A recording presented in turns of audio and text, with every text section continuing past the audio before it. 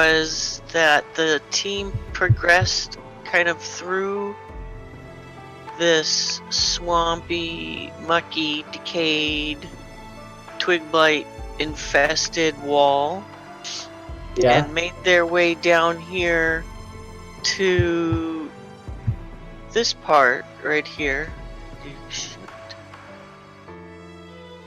and faced the Gulthias tree, which is a tree that was born of a vampire with a stake driven through his heart. And from that spot and from that stake grew the Gulthias tree. The team pretty much attacked the hooded figure that was at the tree. Yeah. And the various bugbear gardeners and goblin commoner gardeners, etc., right off the bat. Yeah. And so the Belak disappeared pretty much right after the first serious wound was delivered to him. At least you didn't see him, right? There was perception checks made, and so it appeared as if Belak disappeared in some way. He's a druid, so maybe he just got really tiny. And there was a subsequent struggle within the Gulthias tree as the tree defended itself, and Kalesh climbed into the tree. Actually, the tree did not defend itself. The tree charmed you all. Yep. Some of you, and began to pull you into its center.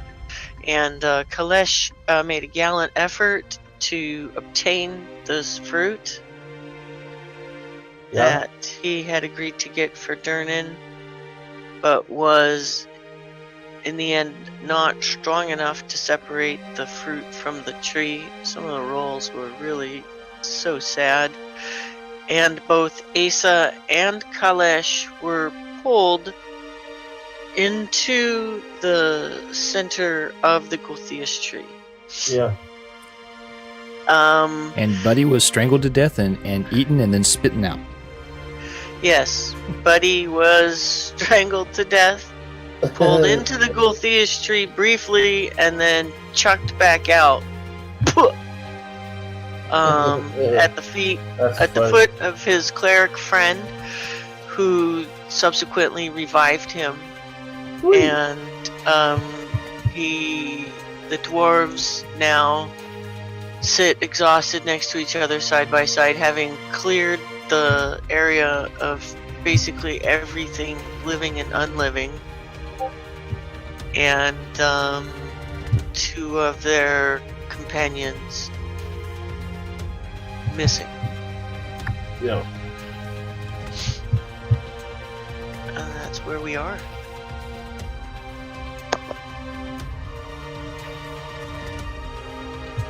I'm alive.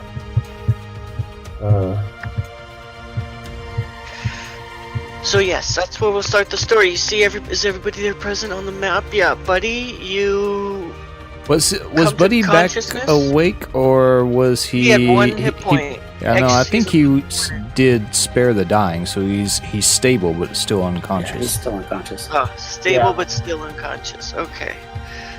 Thran, you were there. Yeah. Next to your friend, lying on the ground, who you've just stabilized. He's unconscious. And your two other companions have disappeared. Yeah, they're in the tree. That tree. I am going to check my companion for torches or anything else that has fire. Yeah, I do have a cast of oil. Oh. Okay. Burn it, baby. Oh, you're gonna continue to attack the tree? Yeah. Okay, cool. And I will, I guess, roll that cask towards the tree. A flask of oil. Oh, it's a flask. Okay. Yeah. Well, Sorry. that's slightly smaller. Yeah, I thought you said a cask. Oh, I'm sorry. Maybe I did. Yeah, you've been carrying this around like strapped to your back. I was like, geez. He uses this as a backpack. He just dips We everything in missed- oil. We missed some encumbrances. I was like, I missed that. He probably could carry it. He's strong enough. Yeah.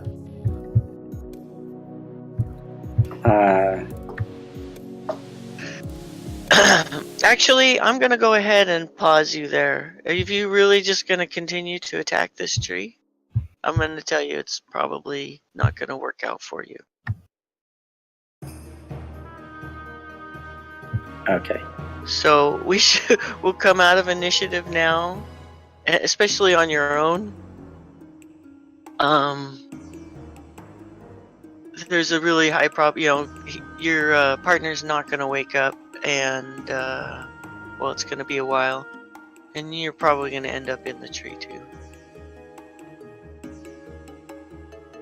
Okay.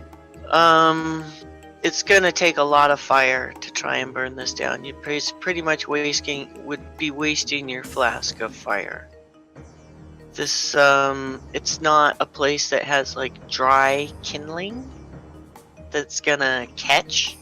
Everything is damp, composty, and there are necrotic places of just basically pure moisture. So, So being at a tree, it's not susceptible to fire. it's not a normal tree. It's the Gulthias tree. It's a part undead tree. It's a vampiric tree. It's consuming. It's been here for hundreds of years, consuming and pulling necrosis through its roots, and So it's like moss and stuff like and it's, I mean, even if it were a regular tree, you'd be trying to set a redwood tree with like a 12-foot trunk in moist, damp, forested compost on fire, and it's just not, you know what I mean? You might scar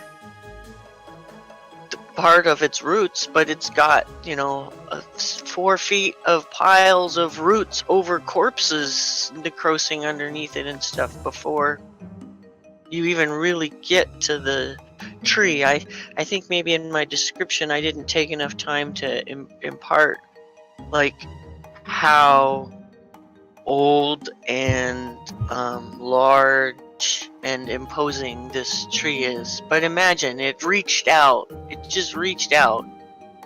30 Wood feet is hard to light to get you. normally anyway. So Yeah. if he had a and cask, maybe. A flask would be probably it's difficult. yeah, it's not, and it's not going to be something that catches and does the hundreds of hit points. You're just not gonna take down the Gulthias tree on your own. But of course you're welcome to try, see what happens, or tend to your friend and we'll pop into the tree. Sure. And take the story where it's going from there. Yeah, just do that. Okay.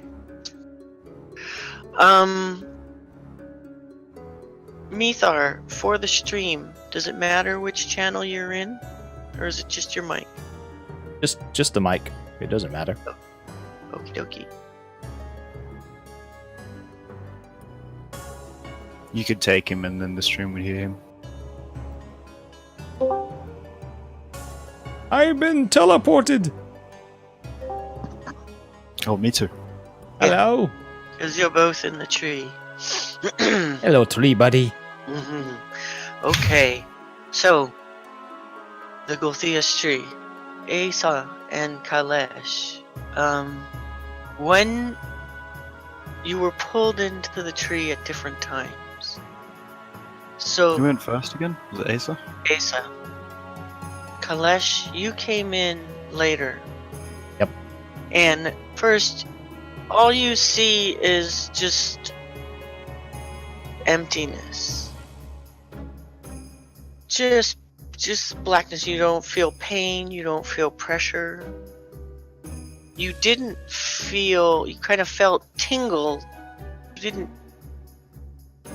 didn't feel like you were being smashed into anything as you were pulled into the trunk.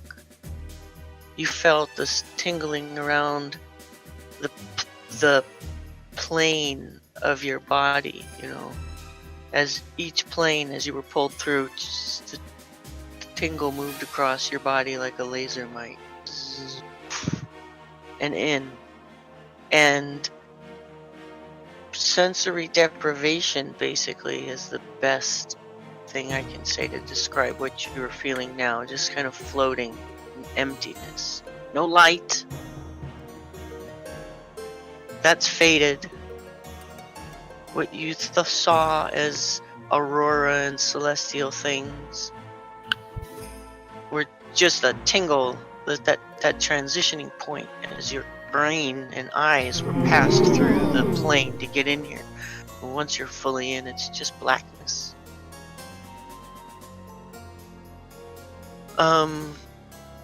Kalesh, as your eyes adjust, see a flash in your peripheral vision, and you kind of will your body to turn in a direction so you can see where that flash came from. The tiniest light is blinding almost in this blackness. You focus, and in the distance you see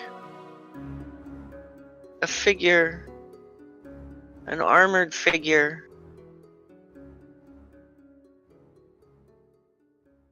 standing in front of and speaking with.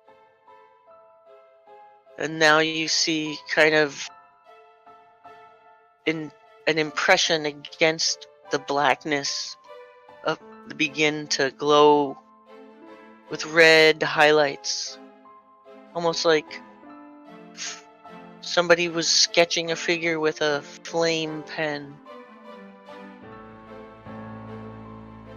You see a huge armored figure, looking like he's standing on flames. And then from here it also looks like there's a large fire arcing over his back, almost getting ready to reach over and engulf him. And then the tiny figure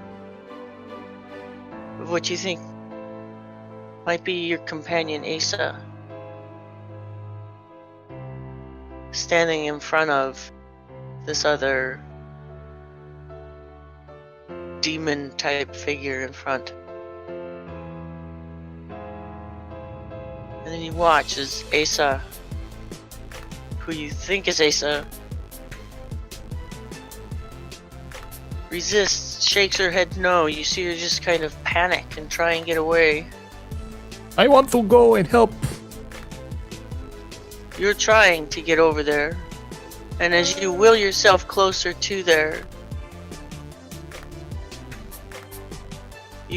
the images become larger, as though you are actually getting closer. Though you don't feel any sensation of movement. You don't feel wind or like you're passing through anything. It's just that the images begin to become a bit larger and easier to see. You're able to confirm it is indeed Asa, and she has a look of utter panic on her face and severe distress. And then you see flames come from an amulet, a very large amulet that is on this figure's chest. And what looks like the head of a dragon, a flaming, incorporeal dragon head, form and consume Asa right in front of him. And then back into the amulet.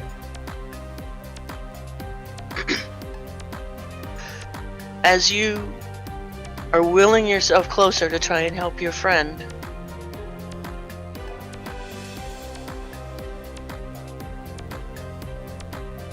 you see her disappear into the amulet. This figure turns his attention to you, Kalesh. Hello. What she says? And what I'm you not see, your daddy. Backstab him and take the gold. you should be in your journal.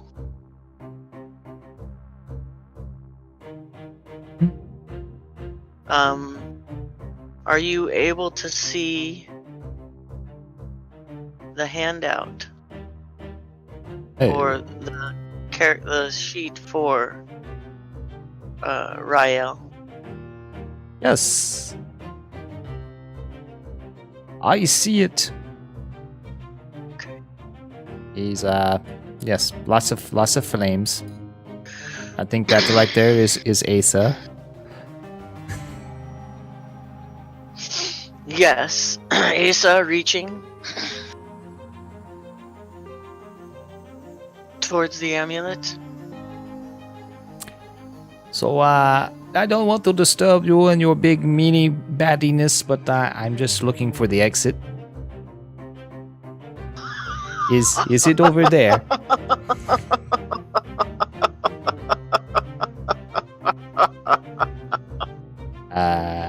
That would be a no, I guess. Ah, college. College. College. Welcome. I don't feel very welcomed.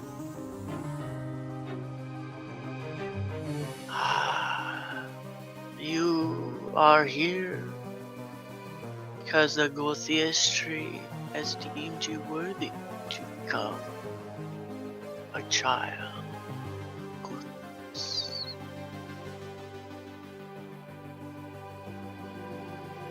Already someone else's child. I don't want really to be adopted.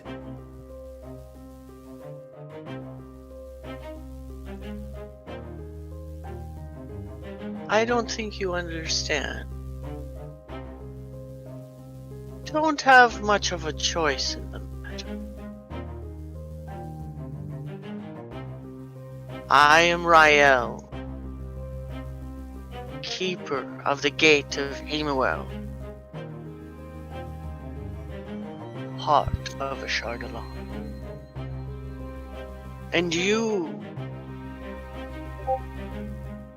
have but one choice to make: to exist or not to exist. Existing sounds good. Elsewhere. Oh, yes. Yes, Kalesh. You will exist elsewhere, of course. There is much for you to do as a child of Gothias. All will be revealed to you in time. Gifts will be given to you by the great Ashardo. Would one of those gifts be that amulet? Oh. You wish to enter this amulet, do you? Oh no, I want to hold it. Gifts. You give gifts, I take gift.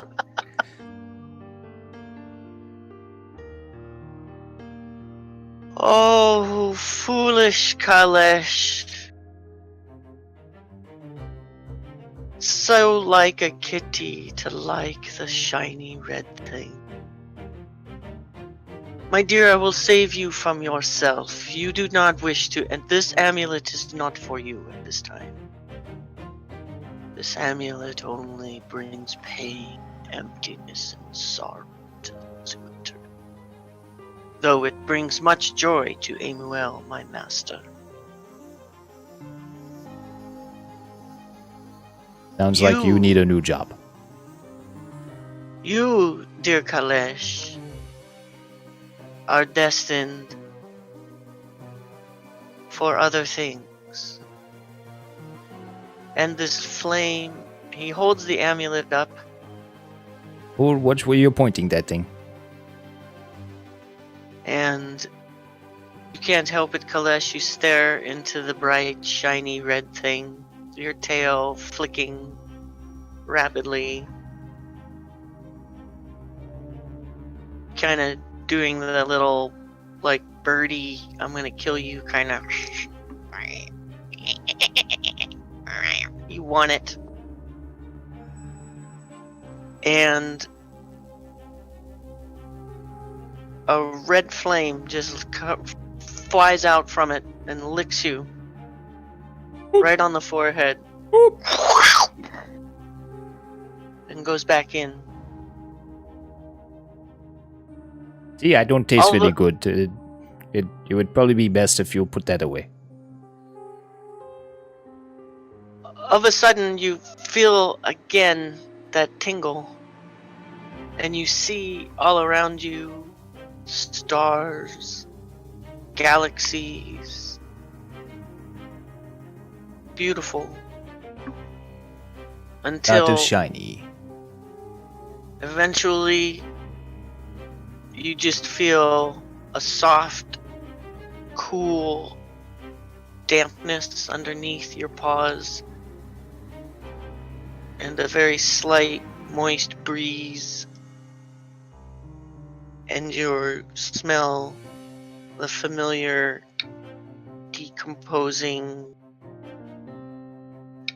dank, fungal of the cavern. And as you look up, Air freshener. Ugh.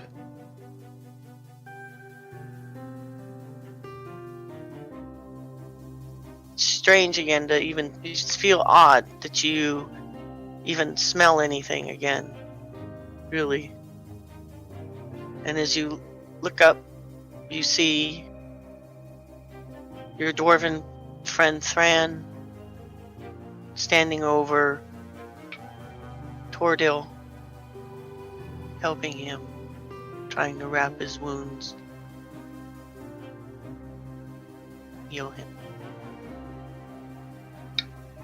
And actually, we can go back to the channel for that, and yeah, put you back in. You want me to stay here?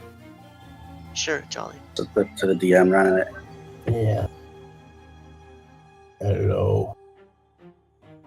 Hello. Whoa. Alright, we switched to a different channel. I don't know how the recording stuff works. Oh, are you saying you don't want to talk to me? No, we're just not on the yawning portal. Does it still record if we're not on the yawning portal? Not if I'm not in the room. Okay. Oh, cool.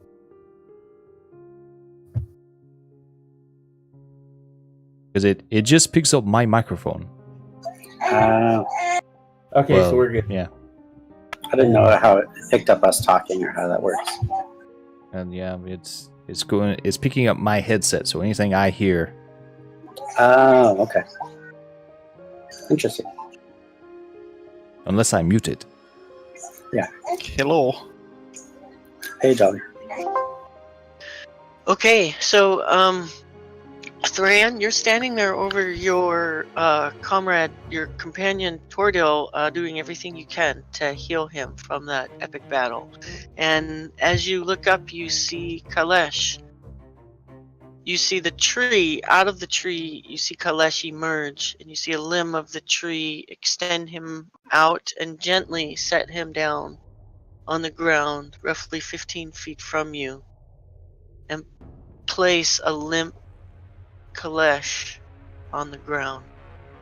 You see, you think there's something different, slightly different about his appearance, and as he approaches you, you notice that he has now, in the center of his forehead, a bright streak flame-like streak of fur that extends across his forehead and down to the nape of his neck. And his eyes he looks a little dazed. Okay.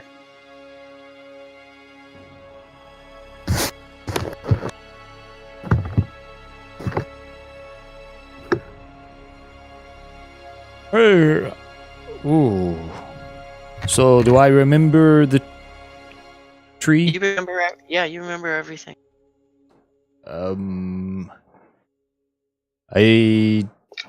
I don't think I want to be here anymore. What happened to you in there?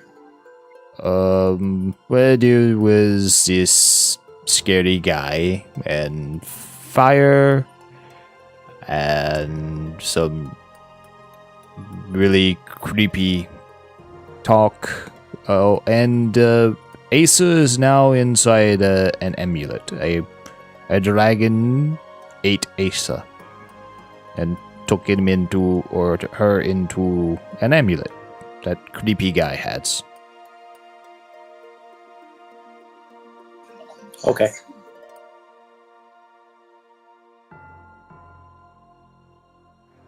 Where's the creepy guy at? What was that? Where's the creepy guy at? Floating in darkness. In the tree? I think it's in the tree.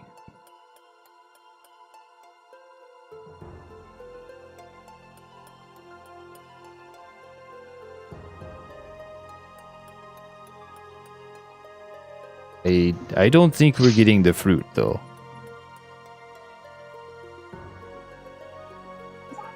Probably not. Unless you can try to shoot it down.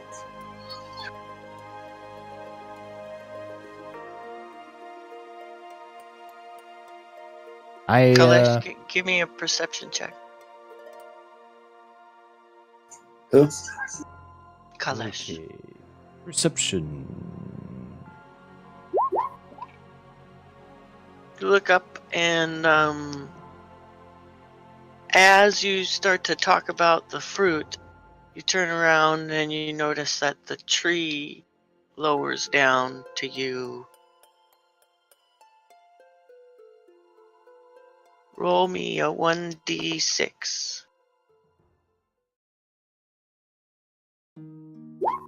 The tree Hello, gives roll you 20. one perfect fruit. Not the one that is scarred from your attempt to give it off, but as the branch lowers itself to you, the fruit kind of completes its cleaving of itself from the branch and just kind of goes boop, right in front of you. Falls softly onto the compost and muck. Asa, is that you? Well, it gave you a fruit. Get our friend back.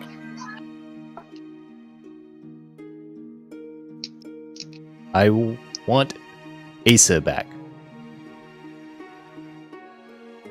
What are you doing? You're talking to the fruit?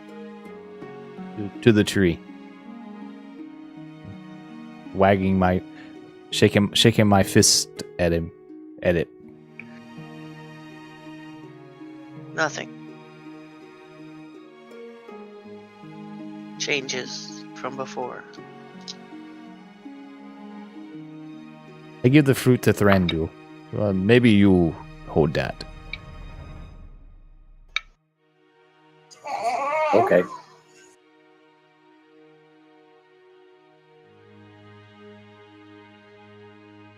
Is it the fruit we were looking for? I think so. I pick up a rock and throw it at the tree. Hey, I'm talking to you. Give us back Asa.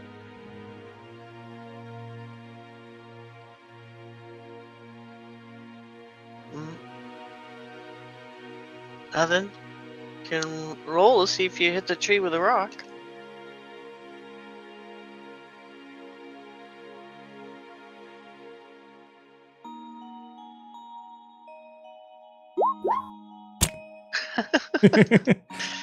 You hit the tree. Thunk. And you hit the tree with a rock, and the rock sinks into the muck.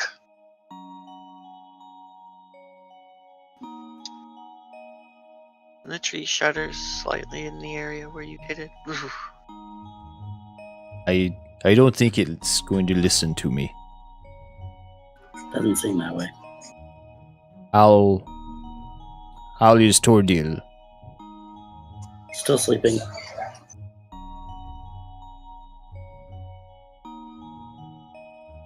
It's gonna be, I think it's like 1d4 hours before he wakes. Is that right, Jolly? Are you out of 1d4. spells or something? I'm unable to heal him? Yep. Yeah, we were tapped. Well, that sounds like a good time for a short rest then. A short rest won't help. That'll get him up on his feet. 3 hours. Oh, he'll wake up if he takes a short rest? Yeah, short rest is 1 to 4. And if you do the whole 4, then he'll get an hour of short rest. Oh, he can burn a hit dice at that point, right? Yeah. So it'll go from 0 to whatever his hit dice is and wake up. If he has any left. I know I had burned through mine before we encountered the tree. He does not.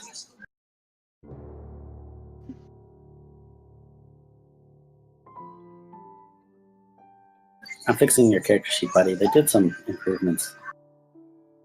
Yeah, the sheets are a little different.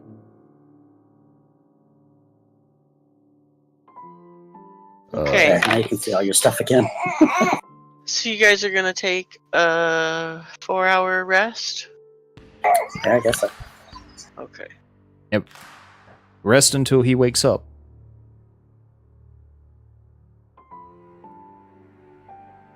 And then I guess we will try and leave.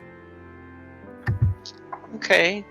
So you've been 4 hours, and buddy, you start to come to consciousness. You're in a ton of pain. Yeah. But you start to come to consciousness. You're not feeling too strong. You see your buddy there, Kalesh. As you look over at him, you notice he's got a big fiery streak of a mane, like, that goes right down the center of his head, and Yeah. his eyes look a little off to you. Oh, you're talking But, about mine. I thought you were talking about me looking at him. I'm like, what happened to you? No. I'm talking to Buddy about how you look to him, and your buddy there, Thran, is hanging out next to you. Cool. Yeah, so I'm out of hit dice, right? Unfortunately, yes. Oh, okay. So, kind of chilling. I'm really not much. I only have 1 hit. Okay. Well, as you guys are resting there, you have any rations or anything? Yeah. Good What are have you guys some. doing? Just doing anything during your rest? Can I look for the footprints from that guy I shot with a blast that turned invisible or disappeared or whatever? No, that's not resting. That's looking. I don't actually have to rest. I don't gain anything from a short rest. I'm not going to get any hit points back, so Sure. I'm really not worried about it. Okay. Yeah, Sure. Absolutely. Give me a perception check. might as well, right? Right? 14. So where are you looking? Well, gotta stay far away from the tree because it'll try to grab me. So Yeah. I guess just the perimeter of the tree to see if he turned invisible and walked away, I guess. You see a lot of prints. There's kind of a you see a lot of drag marks. Make it hard because as the battle raged on here and all of the bugbears and goblins were killed, you've noticed that this area has the plants kind of reach out and pull the corpses in and slide and drag them across the ground as they do, and that causes an awful lot of disturbance in the soil. So you don't really see, well, you see a lot of different things. Nothing, if you were going to see a print, it would probably need to be from something larger, not necessarily something smaller. Okay. But as you do look around, you hear a rustling to the north of you, up here. And you hear some kind of cursing. Let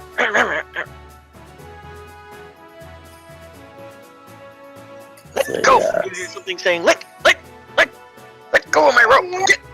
Let go! Let's go look at this. Yep, I'll go and investigate. Yeah, you're not resting either, right? Yeah, I don't have any hit dice, and I'm almost full health. So we'll put Tordio in the corner. And as you guys approach, you see a small kobold in front of you, wrestling his robe from a twig blight, and apparently having difficulty seeing. So, yeah. I'll go attack the twig blight. You go attack the twig blight that's hanging on to his, Yep. Okay, go ahead. Yeah, I'll attack it too. I'm sure Kalash is going to kill it, though. I get what their to hit thing is.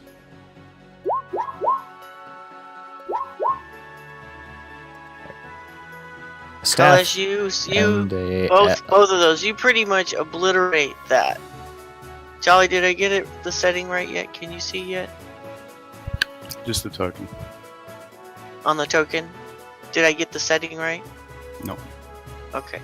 How many feet do you see? 60. Oh, I see 0. I see no. No, feet. but how? Your character. 60.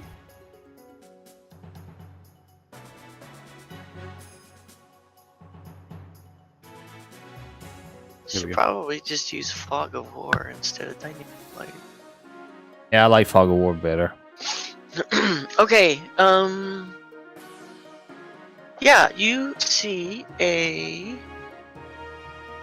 Take a look at what this guy was. This guy look like? I can barely see him. Roughly about a 30-pound, 2.5-ish foot kobold with gold skin in front of you, struggling to get away from these twig blights, cursing them as they cling onto his robe.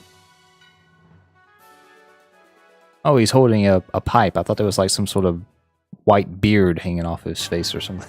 Yes. And just zoom in really far.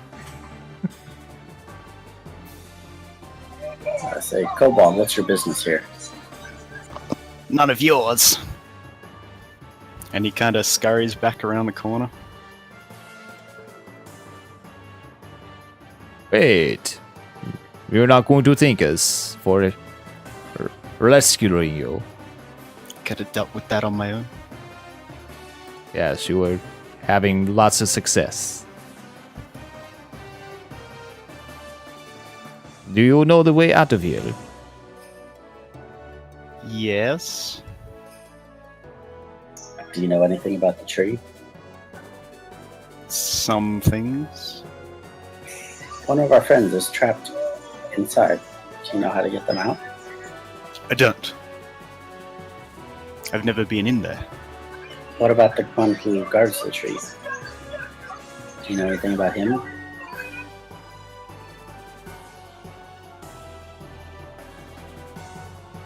The one inside the tree? No, the one who guards the tree. The druid. Yes, the druid. Yeah. Belak. Do you know where to find Belak? Do I know where to find Belak? Hmm. Yes, I do. Here, in this grove, is where you could find Belak, generally. I mean, does Nara know where he usually stays? You know, yeah, actually, you know where Belak's, he hung around. You know, he's around here frequently. He spends most of his time in this grove area, doing his studies. He could be around in a few places. Maybe we should check them. What business do you have with him anyway? He's captured one of our friends, and you'd like her back. Captured where? Isn't that what you said, Kalash? That Belak captured her inside an amulet?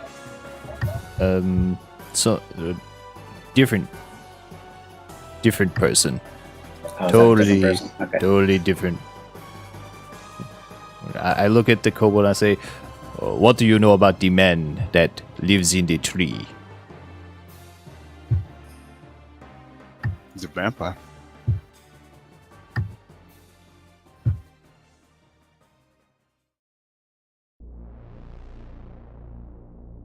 Why should I tell you anything? What do I get out of it? There he is.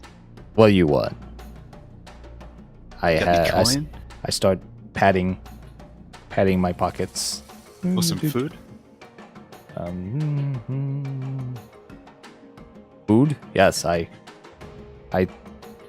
take a chunk out of my Wayfarer's bread and hand it out to her. Bread. No thanks. I desperately want some fan art of Kalesh, the catfolk with the flaming streak of fire hair, fur, and the glowing eyes, bending down, offering Wayfarer bread to the cranky golden kobold. Got any Sorry meat? for that meta interruption, but I'm having so much fun.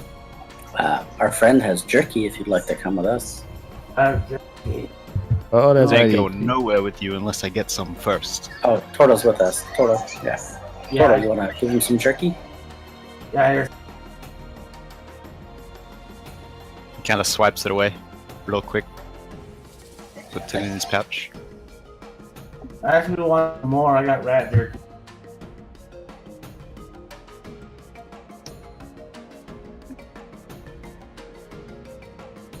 Probably don't ask where that jerky came from. He sniffs it a bit. Does it smell bad? Like jerky. I don't feel Kind of bad. It smells kind of rank.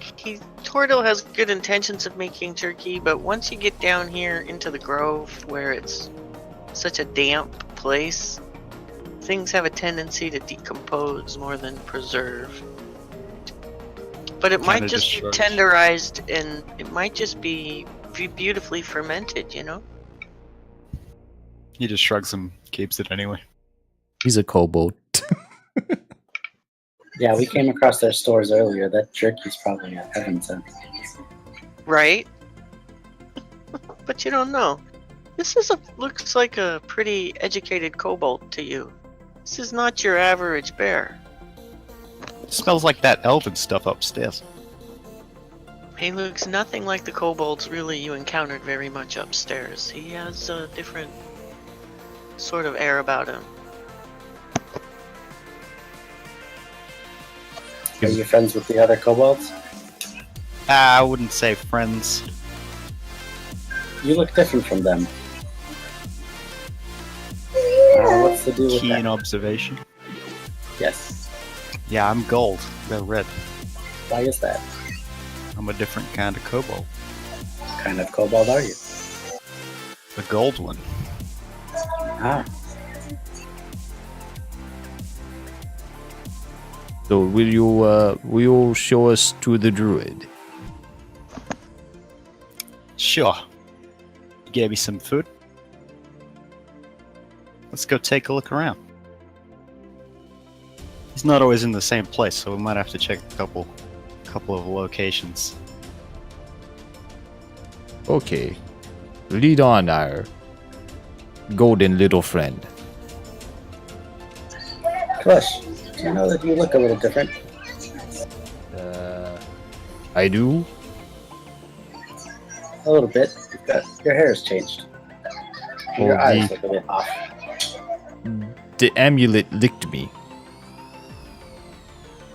It Just licked strange. you. I've never had someone other than myself lick me. Oh, well, that's doubly sad.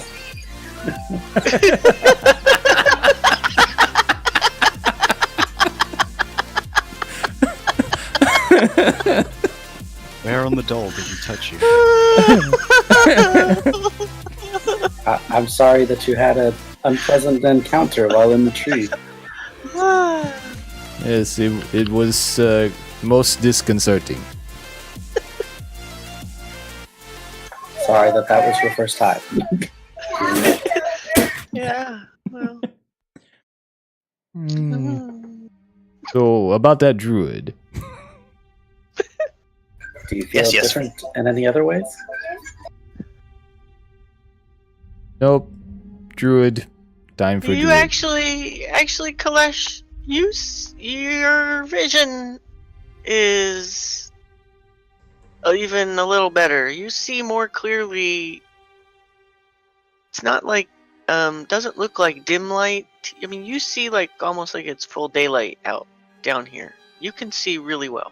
You'll have advantage on perception checks under here. Okay. It's quite bright all of a sudden. Did you do something while I was in the tree? Nope.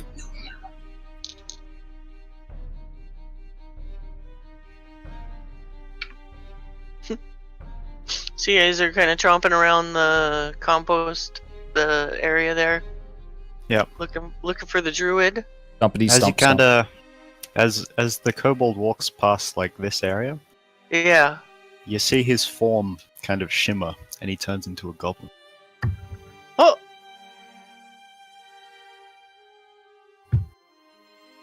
The kobold turned into a goblin?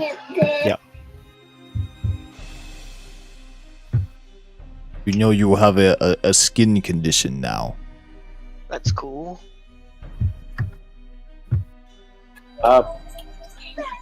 Kobold, you seem to have changed into a goblin.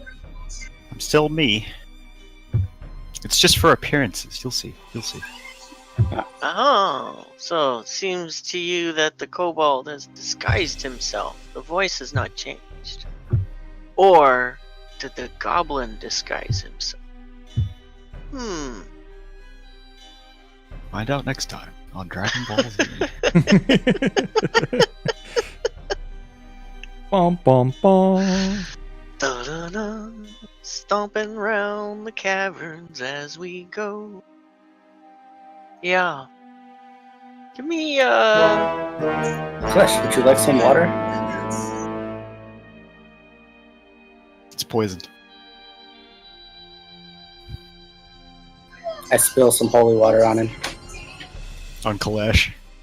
Yes. Uncle Ash. My fur stands up and I hiss at him. I say, sorry, I tripped. I don't need baths. I clean myself, thank you. Oh, I was offering for you to drink.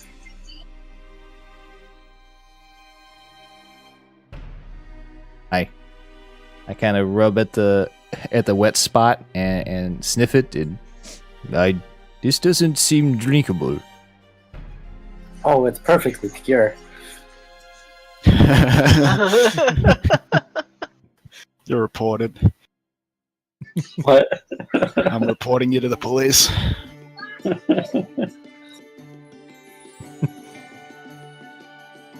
You're acting quite strange, dwarf. You're looking quite strange, cat. You just went into a tree with a vampire and came out looking different. Ha! He just called you ugly.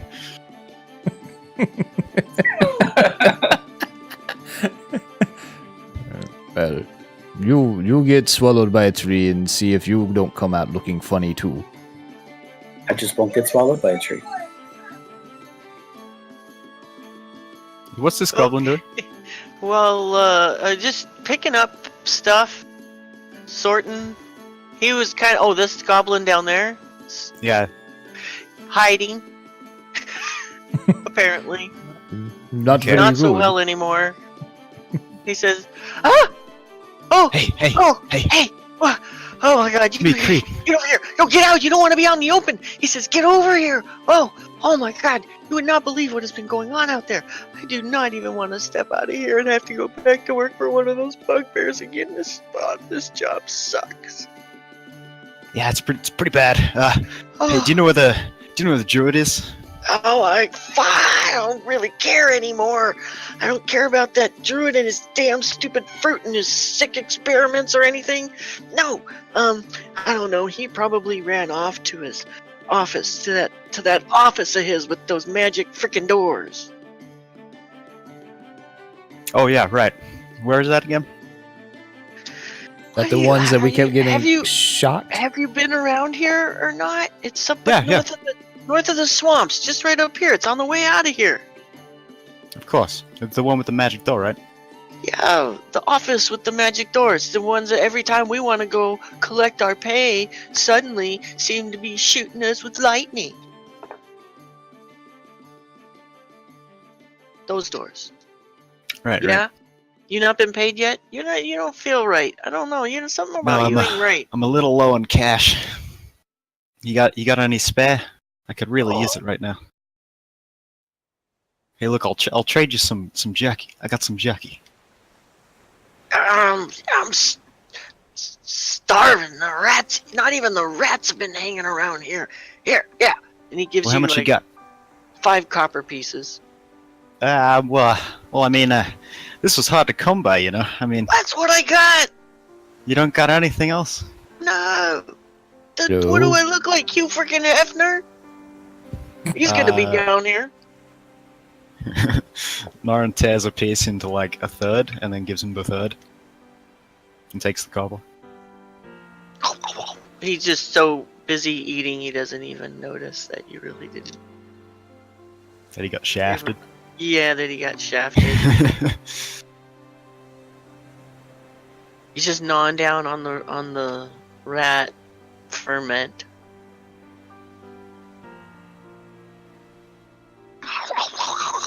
Ah! And he looks up and sees a cat folk in front of him. And Hi. tries to run away. Rolls an 18. Just takes off. Gets the hell away from you.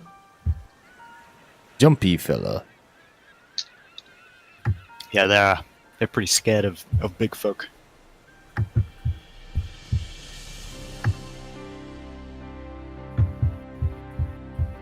So he He's wasn't probably the in druid. in his office. No. He's just some guy. No, don't worry about it.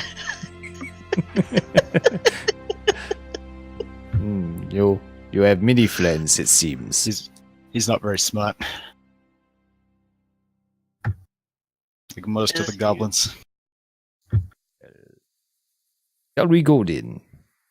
Yeah, let's go. To the druid, to the druid.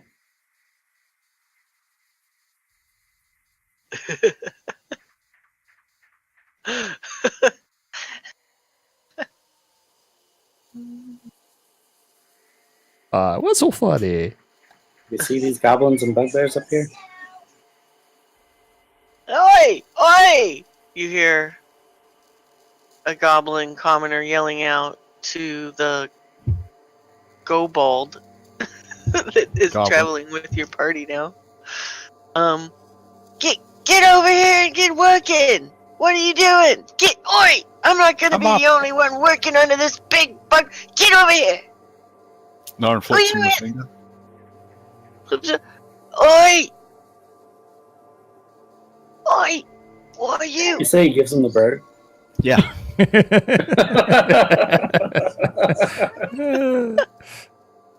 He kind of goes. He goes running back. We gotta move. Come on.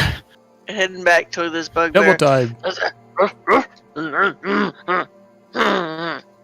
And this bugbear kind of starts strolling. He's not too sure if he's gonna believe the goblin. Look at you guys, goblin commoner. He kind of starts strolling this direction as you guys boogie on out. But you're moving at half speed, kind of, because this is swampy muck. Well, not here yet. No, you're right. You're not at the true muck yet. Oh crap! But as you get back up here, it starts to get more damp. Yeah. The longer you notice, the longer you stand in one place, the more you tend to sink. Your little goblin friend doesn't seem to have too much trouble, though. He's at under 30 pounds. He's probably about 45, 50 pounds with all his crap.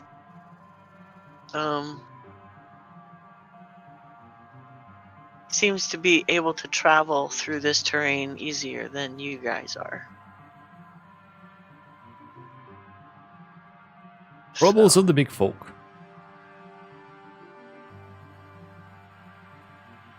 Man, you guys are like the bugbears. Big and slow. I can be fast when I want to be. Okay. So, as you guys head up that way, you start to notice that this is where it gets really mucky. Even the kobold has issues. Or the goblin. The gobald. What do you look like now? And have you told them your name? They don't know your name yet either. He hasn't said his name yet. Yep, okay. Even this part there, goblin, looks difficult for you. You know you gotta kind of be smart about getting through here somehow. Is this like this all the time? It regenerates. I mean, it's pulling in. I mean, this is the area of major decomposition here, and it's continuously pulling in. And you guys have, this party has provided a lot of bodies for decomposition lately. So yeah, it's pretty much frequently damp. It replenishes itself, yeah.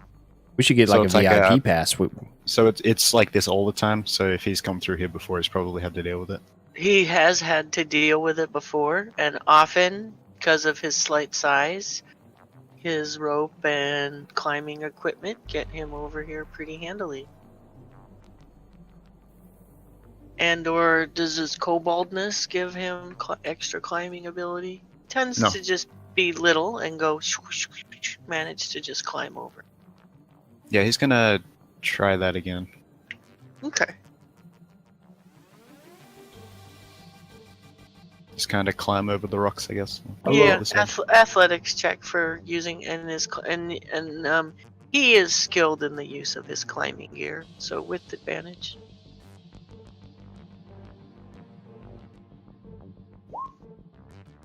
Oh, sorry, let's roll to you. Oh, okay. Yeah, you actually this time, as you're going across, as the goblin is traveling across, he slips a little, almost, but he does actually make it to there.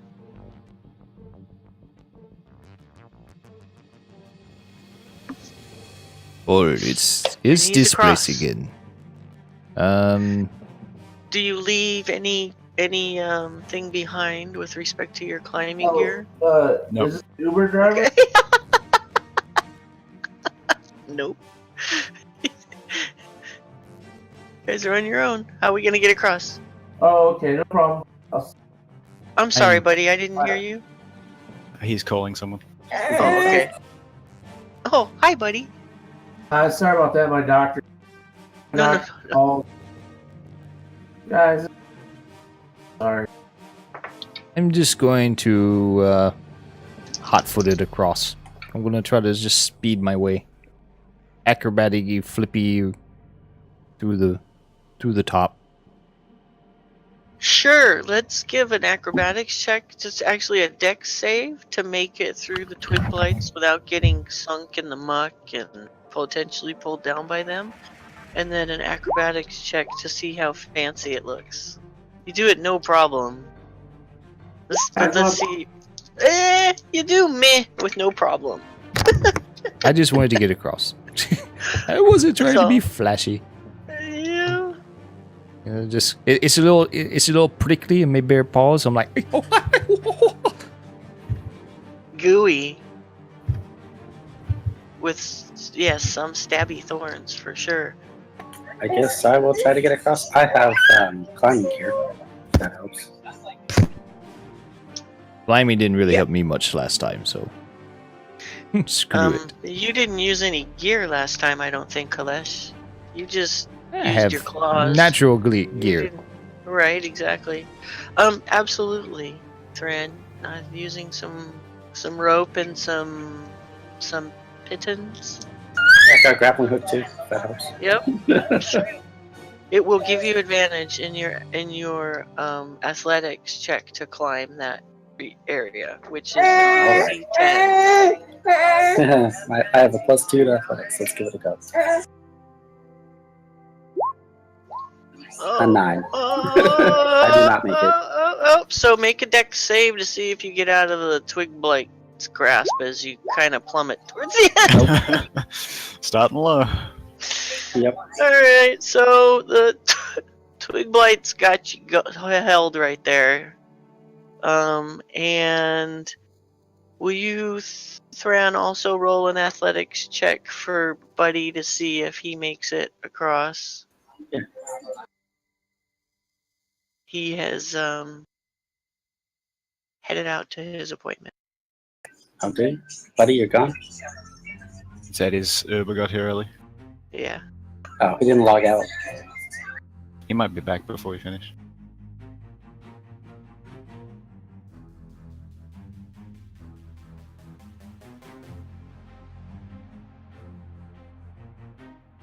Let me just set him up real quick. Oh, there he goes.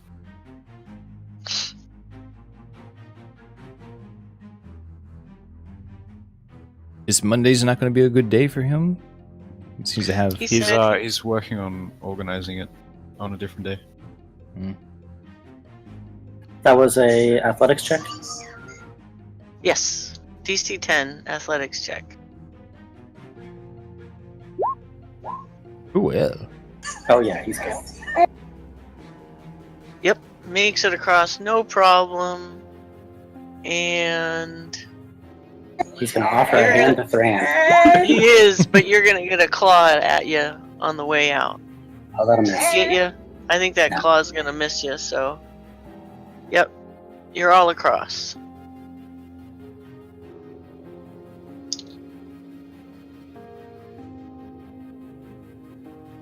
Should be Oh. just over here.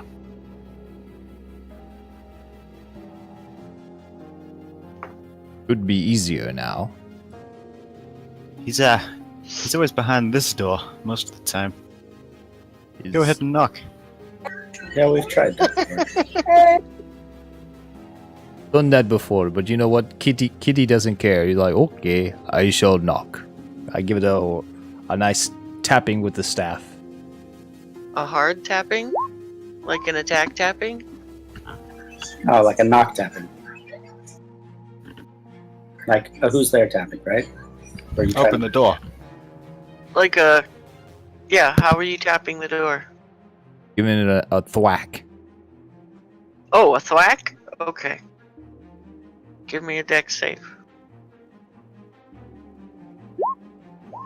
Okay, it decided to do it twice, but You jump out of the way as a lightning bolt comes down right where you were standing. yes, it did that before. I thought so. Then why don't you try knocking gently, Kalesh? And asking who is there. I figured with all that sound, he would have known someone was out here. Never count on it. Yeah, goblins knock on it sometimes. And Is Did I there get like shocked? is there like a keyhole? as you guys are out there chatting, the door kind of shimmers and vibrates, and you hear, "What do you want?" You to come out.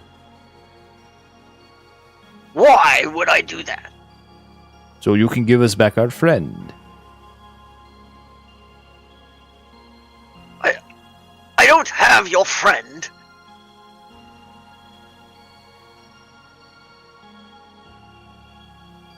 The tree. The tree Your has the friend, friend. the tree? No, the The tree tree. has our friend. We need our friend back. Your friend? Why is that? I've seen that tree take people in before. Never came out. I have two with me that came back out. I was in the tree. I came back Oh! out. Yeah? You know more than me? Yes. Man in tree has our friend. Man in tree? I know nothing about a man in tree. You people are crazy. Leave me alone. The tree with the fruit. Yes! The tree with the fruit. Has a man in it? Yes. Yes. Had a vampire in it. Leave Apparently me he's still alone! Get away inside. from my door. Is the door open? It shimmered. It's vibrating as you guys are doing this. The door is like vibrating like a speaker. Didn't mean to do that. So the door is kind of vibrating like the fabric on a speaker does as the transmits the sound. Well, my friend came out looking funny. If you'd like to take a look at him to gain some more information, perhaps we can share information and you can tell us what you know so that we may save our friend. Give me a persuasion check, Thran. I am not persuasive. Can't roll today. Long silence. I pick up a rock and toss it at the door. If you want it to be an attack rock, you can just roll for it. If you're just gonna, like flick a pebble at it, then you can just RP that. Yep, I'm flicking a rock to see what it does to the door. Or what the door does to it. Just tinks off the door. Twink. You have very funny doors. Ones that defend themselves when they're attacked? Seems like a Yes. smart door to me. Yes, that rock was very dangerous. So, you're the one who came out of the tree? Yes. Are you guys going to just attack me like you did before?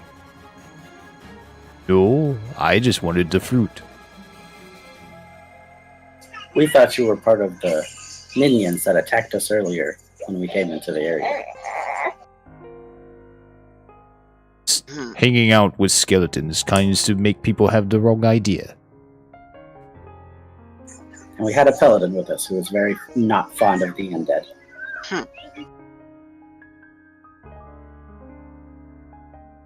You guys kind of... There's a long pause. Very quiet. There's Are some you- scraping. Are you maybe okay some in there? Sweeping. Did you need a bathroom Sweeping. break? And the door itself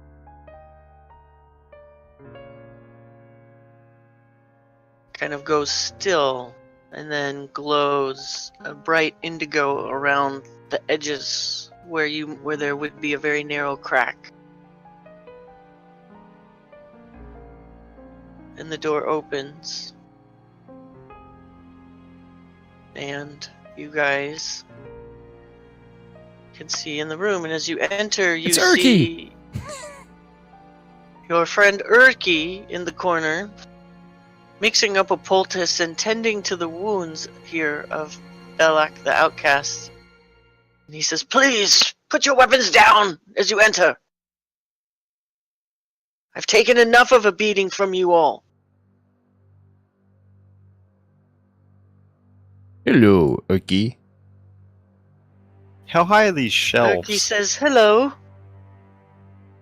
They're stacked, pretty high, almost full from floor to ceiling, with various books and jars and herbs and etc. He says, "You're in my private quarters and study. Be polite, yes?"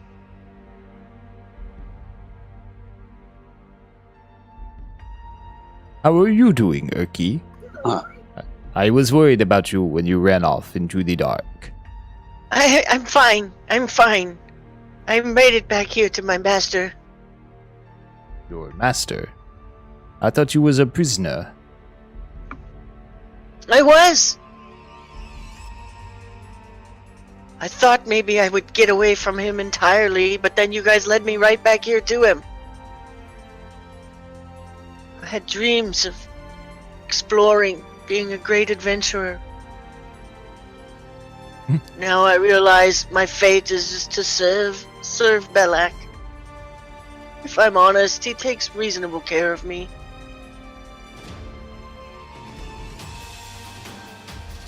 Well, I'm glad you found a good master to serve.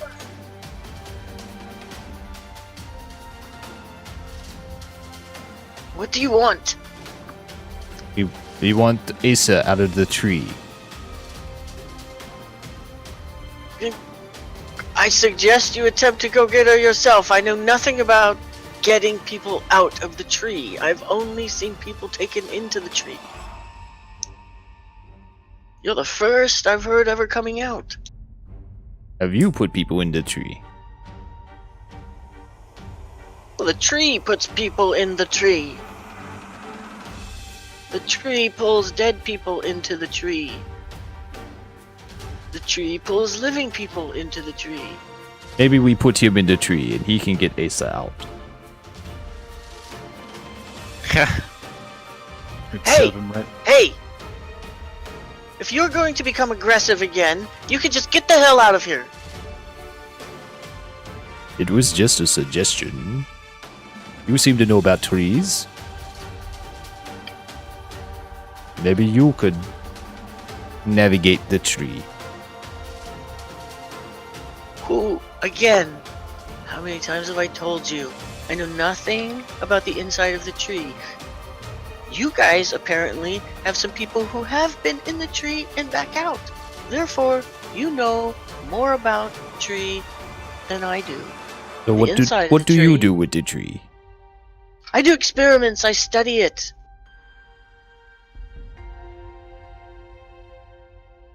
What kind of experiments? Why should I tell you? Some questions are awfully private now. I didn't just sign up for 20 questions. You're not helping me. I usually don't limit myself to 20. There's many answers. You're all making me very uncomfortable. Get out. Get out. Unless you have something more important to say or do. Get out. Your friend is in the tree, is probably gone. Go. Maybe we should burn the tree.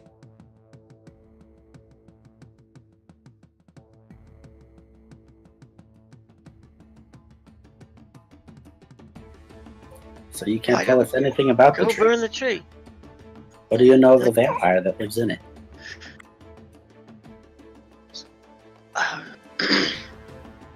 The tree. I have been here studying it for some time. I don't know anything about the inside of it. I've been smart enough to manage to not go in. I didn't think anybody could ever come out, but today I see that maybe some can. Which of you went in the tree and came out? I waggle my tail. The cat? You went in and came out. You know more about the Yes. inside of the tree than I do. Yes, I know about the outside of the tree. I can tell scary you what the tree man, does on the outside. metal armor, Don't know fancy anything about. fancy necklace that had a dragon head come out and eat Asa. Oh, there you go. You know what happened to your friend in the tree, and all this time you've been harassing me. There you go. That's what happened to your friend in the frickin' tree. You want to know about the outside? Tell you about the outside. Tree can sometimes pull people to the inside. Most of them seem like they want to go. The tree gives me fruit. I fertilize the tree. I teach the goblins. I use the goblins as gardeners. Sometimes I play around a little and I have skeletons as gardeners. Should poison tree. Why poison the tree? The tree gives me fruits. We distribute. What was this vampire's name? The vampire. It's common knowledge. Gulthias. That's why it's called the Gulthias tree. The one in the tree? What in the tree? There's a vampire in the tree? I don't know. You're the one saying there's a vampire in the tree. A vampire made the tree. Did you say his name, Cat?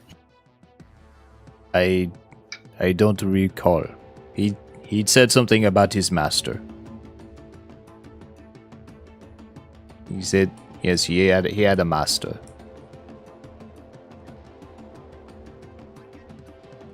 I was more concerned about not being eaten by the amulet.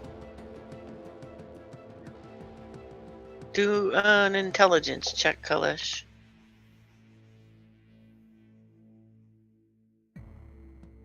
It's gonna be great.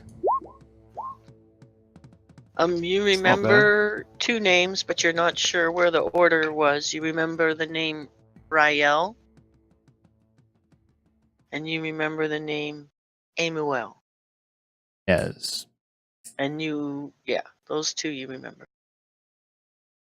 Rael and Annual. Belak looks at you, says, "I've never heard those. Know who that is?" Are they familiar to me at all? Yes, they are quite familiar to you. You know Parents, who Rael is, and you know who Amuel is. You know that Rael is a half-elf vampire, very, very high level, whose tomb is somewhere in the Citadel. He was a priest of Ashardalon. In here, the Temple of Ashardalon, before it collapsed into the earth. Before it collapsed into the earth even, he was turned to vampire by the Gulthias tree, and has since begun the process of accumulating souls and treasures. The souls are for his master Amuel, who resides in the abyss. He is the Balor, who is the heart of Ashardal. And you know I relay this. that information. Yes.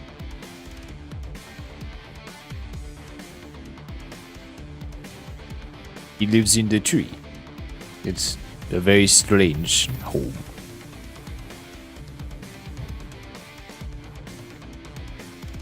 Kalesh, it starts to occur to you that perhaps maybe the tree didn't actually look like a place to live, but was potentially more of a portal.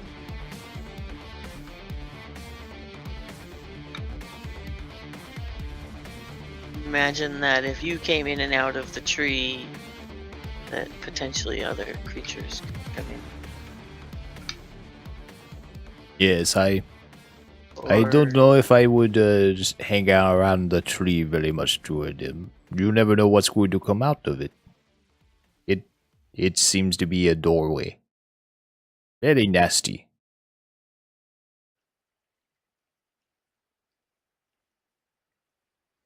Probably don't want to be eaten by the amulet. Belak says, well, I don't know anything about all of this. I am here to study plant and animal properties of the tree. And to employ the goblins to distribute the fruits far and wide.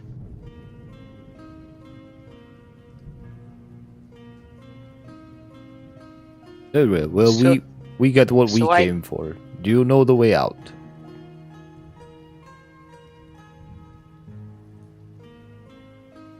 You get Yeah. eaten by tree, I don't care. It's the same way as in.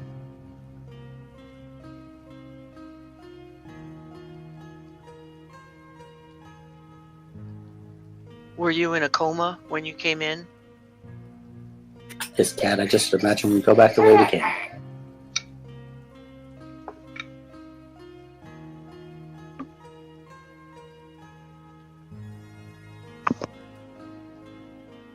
What about you, kobold, goblin, whatever you are? What about me? What are your plans? You want to stay with the crazy druid? No. I don't know this guy. Not well, anyway.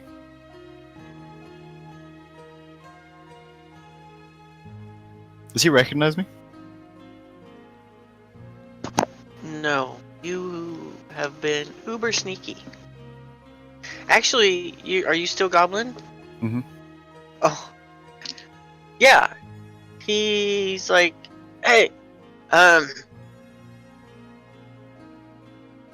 are those bat fungi doing in the dragon room? I signed you to Tell you those when you last pay week. me. Ah! Goblins always think you're worth more than you ever Those are. those guys are a little dead, and probably eaten by the dragon.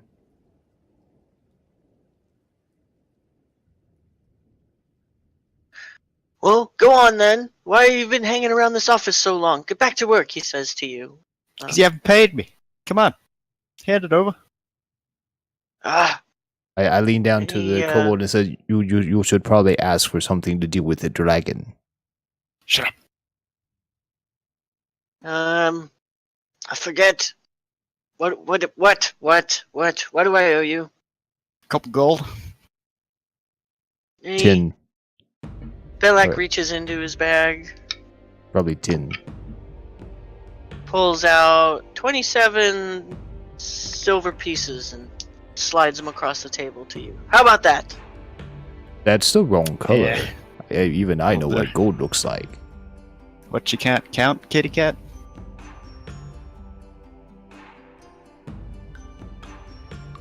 27 gold-colored things would be better than 27 silver-colored things. Well, obviously. All right. Gold, Good. gold looks That's a more treasure. like A your. mountain of treasure for a goblin. Now go.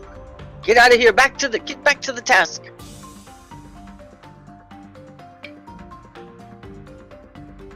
So you guys are leaving this place? Yes, we'll have to deal with the dragon.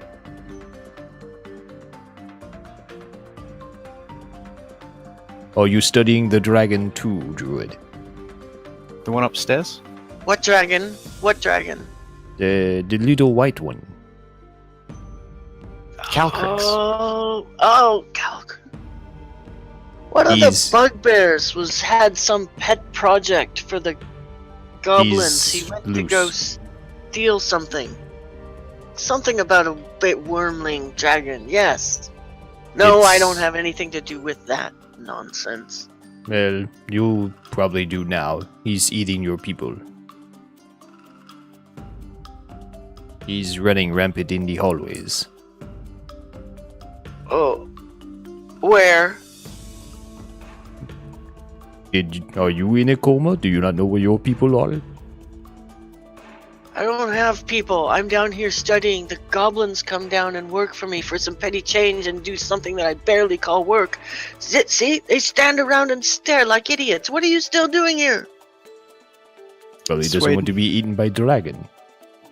You probably want to help deal with the dragon if you want them to do what stuff for you. If there's any left.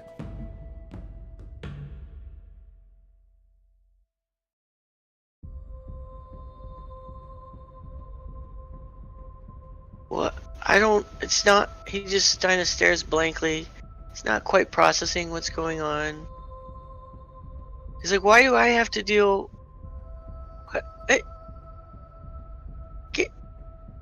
Get out of my... Just get out! I'm pretty sure dragon will be here soon, and if you don't want to deal with him, then the dragon can deal with you.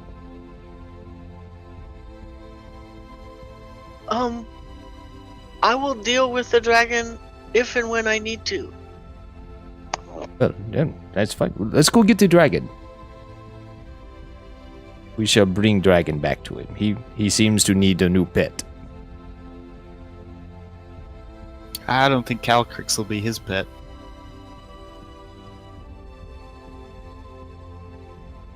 Calcrix was barely our pet. I was speaking about the dragon. Calcrix. Yes, the dragon needs a pet.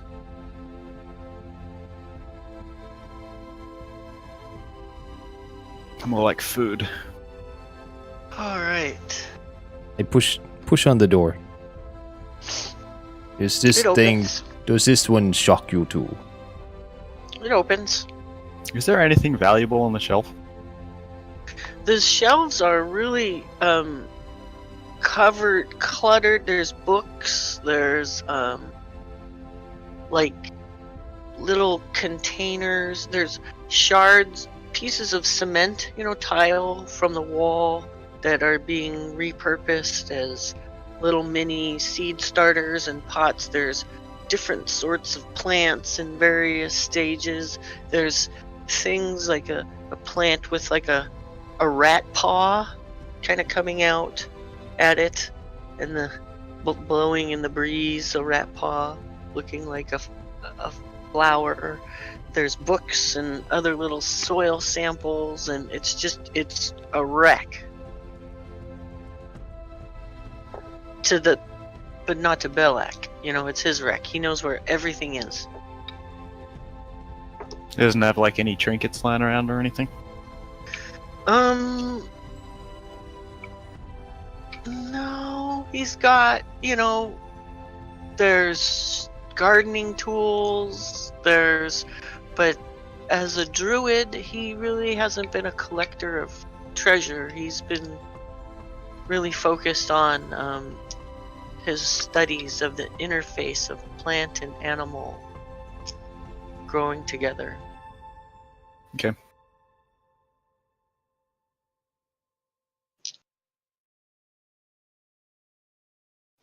All right. Well, Thranduil, shall we leave, or do you have any other interest in Mr.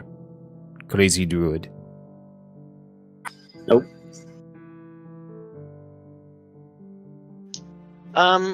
He says you guys look pretty ragged. He suggests maybe that you all should take a rest before heading out if there truly is indeed a dragon running rampant out there. And that irritating as it would be, he would tolerate your presence for the period of a long rest, and he has a few herbs here that could probably help you. He's been packing his own wounds with some healing stuff to try and heal from the hurt you guys put on him earlier. I wouldn't mind some healing. You're not going to try and feed us through the tree again. He doesn't understand why you're so obsessed with him and feeding things to the tree. He swears it's not what he intends to do. That for some reason the tree has never tried to grab him. It just gives him the fruit. And he's been able to study down here in this grove in relative peace until you guys came along. Yes, it seems like the tree likes you. It wants to go on a date or something. Gives you gifts. Again, shakes his head, not understanding your...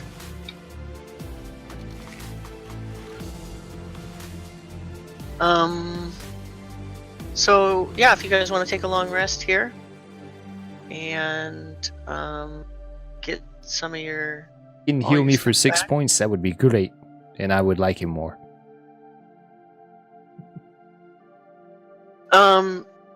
He can do that. You're gonna... I mean, you'll heal up to... after your long rest, right? And get half your hit dice back? Isn't that No, how you get that everything. works? You get everything back after a long rest. Yep, fresh start. Oh, where am I getting that from then, where you're supposed to start with half your hit dice? Oh, you regain half your max hit dice when you take a long rest. Oh, okay. So Don't if, regain if all Buddy of your used, hit dice. If Buddy used 2, then he'd regain 1 because he's level 2. There you go. Okay, and we take a short break on the stream as well? Alright. I need to make that tea anyway. Okay. Well, it was boiling.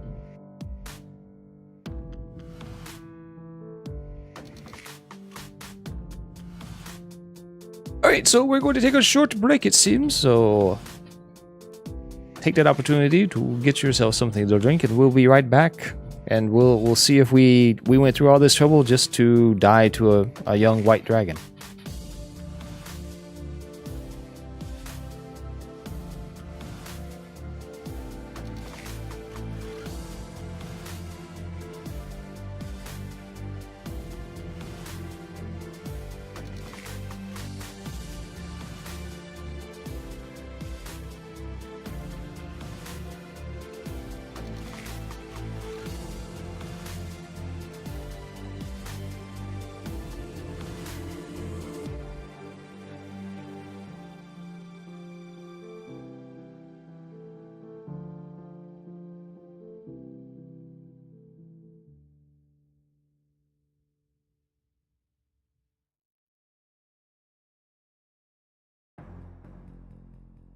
I don't care what she says. I'm not your daddy. Backstab him and take the gold.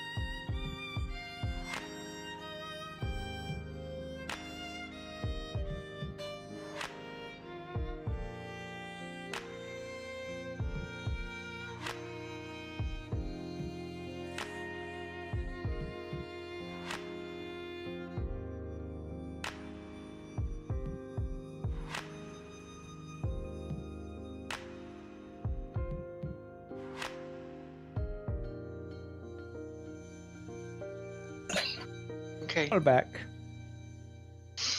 Well, you guys spend a nice long rest there, hanging out with Belak, and as you guys hang out more with him, your feelings toward him kind of soften, and you actually feel kind of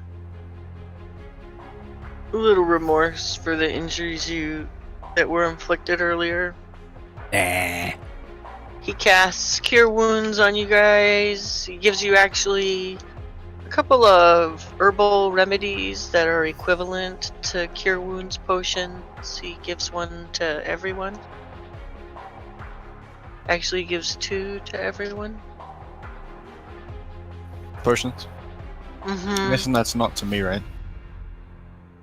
Not to you, no. As Yep. you are to him, are you still a goblin to him?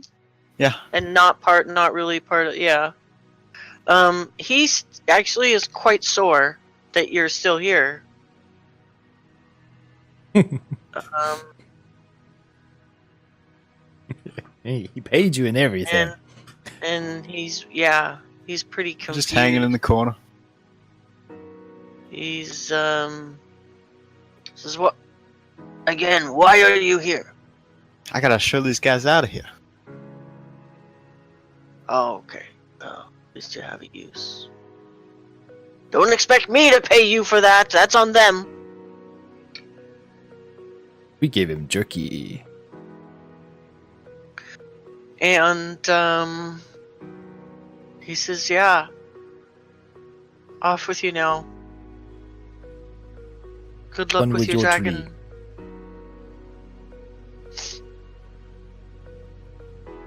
Although he is intrigued at the idea of a dragon up there. You can leave the doors open if you want to play with the dragon later. Says Kitty Cat, I'm a druid. My relationship with the natural world is slightly different than most.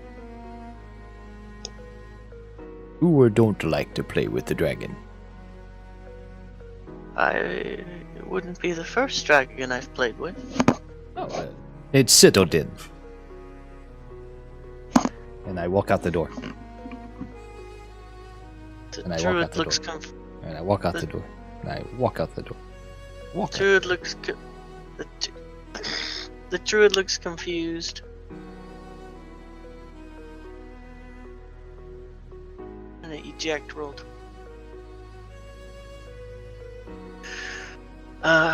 Shakes his head a little and okay.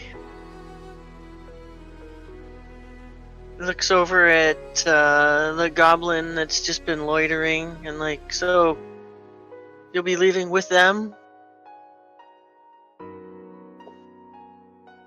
Oh, sorry, me? Yeah. Yeah, Yes. you. Good.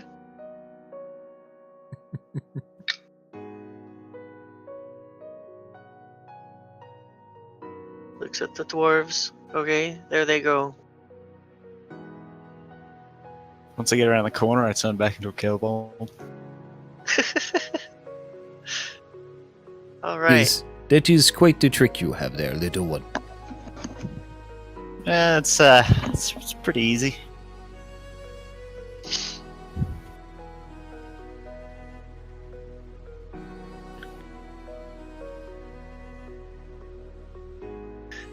Do you know Guys. any special ways around here? Perhaps we could avoid the dragon.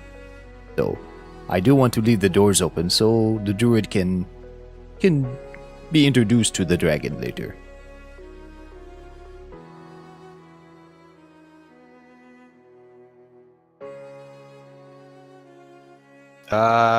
Do I know of any secret passageways or anything?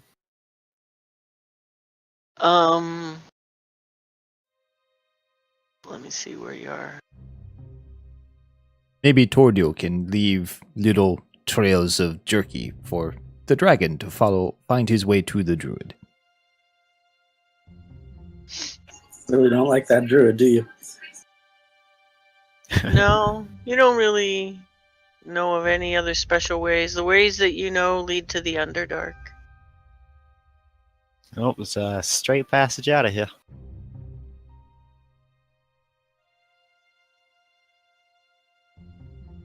Well, we just go then. Alright, so you guys make it there, and Poof. We're suddenly outside. Bam. It was quite the journey. You're so fun.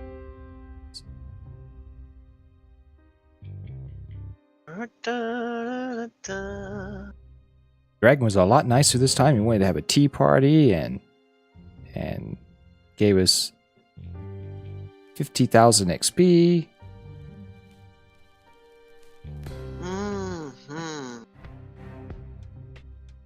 So, are you guys unable to pass through there? Are you stuck? Yeah. Any wall we can't move past. Oh, the blackness. The blackness is not our friend. Roink. Oh, there we go. You just went under an underpass. And now you are back in the library. Yeah, did we deal with that ghost thingy? Or did it get I think away we again? did. Because I did that thing where I compelled it to stick around. Oh yeah, we've killed it. the duel. That ended up not being a duel. Yeah. And so you're back here in this room where the kobold might know something about this room too. This is where there's that huge marble Dragon statue? statue of a rearing red dragon that stands in the curve of the western wall. And the red glow that lingers there, providing the reddish light throughout the chamber. And Well, the circular tile. And I'm propping all the doors open as we go with little rocks to make sure they don't shut behind us.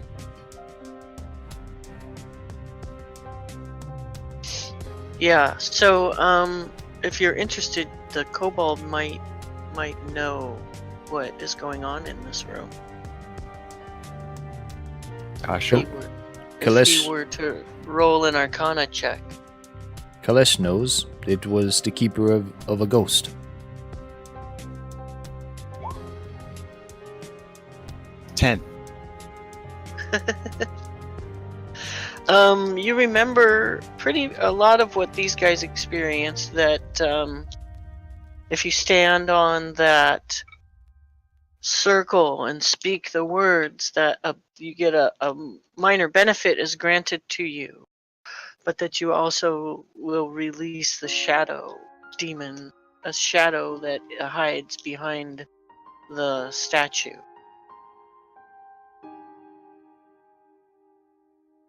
Okay. Yeah. Let's get moving. I don't need to know about that. You don't want to face the shadow? No, I don't.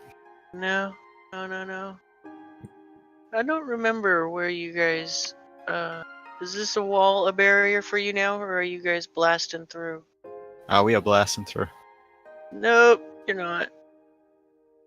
Stop Good your go-to. blasting! Stop your blasting!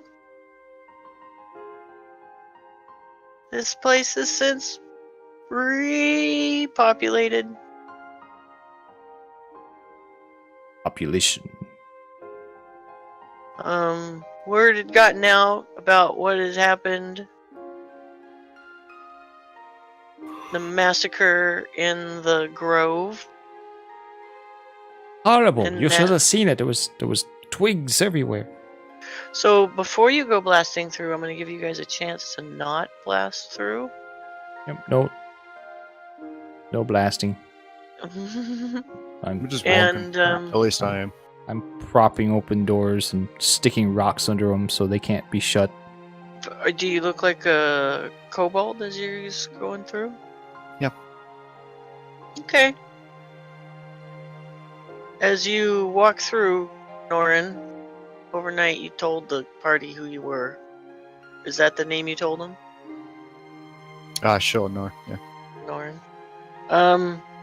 A bunch of heads turned towards you, and you enter what you have seen before, but never quite so boldly, never just walking in out in the open. Are bugbear gardener training sessions. There are some here, bugbears that have some experience working down here, and they're showing, like, showing the other bugbears how to use the sickles that they have, the sickle glaives. And you've just barged in on a training session, and all of their heads look towards you, and they look kind of confused at first, like, what is a kobold? Well, he doing wouldn't here? barge And in. a gold just- kobold. Walking through as he usually does. Oh, well, so does he usually walk out in the open in kobold form? No. Oh, okay. Is he a goblin right now? No. Okay. So yes, the bugbears are quite taken aback by this golden kobold just kind of walking through. They're like, huh? Huh? They're looking at each other because they know they're here for a training session. This is not generally a hostile area, but they had heard about all the bugbears having been killed before. Psst. Tell him the Nora druid kinda- wants to see him. Turns around and puts his hood on, and then kind of shuffles around a bit, and then turns around again, and he's a goblin. Give me, what is your, Sleight of hand. what is that? Like what are you using to do that? A spell or your proficiency with your disguise kit?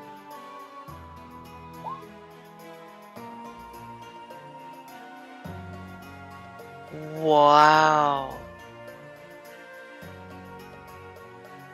Ask of many faces. Bonus action cantrip? It's an Basically, action. it's an action. Okay. So it's basically a cantrip. Yeah, an invocation. That's really cool. So you're a goblin, and these are bugbears. Was yeah. just a disguise, yes? They just go.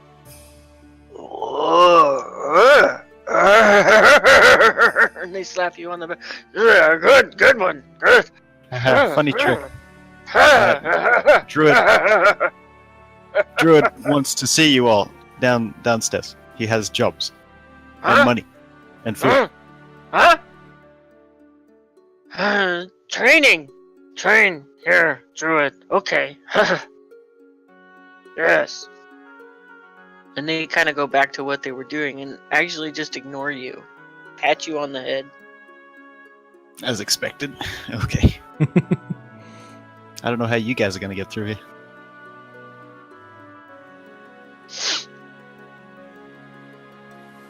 Yep, they go about their thing. They think you are a clever little goblin. They try and remember what you look like. They might want you on their team. They would probably know me, I think. Is Because this I a look the same every familiar? time. Okay, Yeah. this is a familiar disguise. Okay. That's a new trick from you though, so they're like, whoa, they're pretty amazed, and they think maybe you must have been hanging around with the druid or something, because he's one of the most magical things they know of.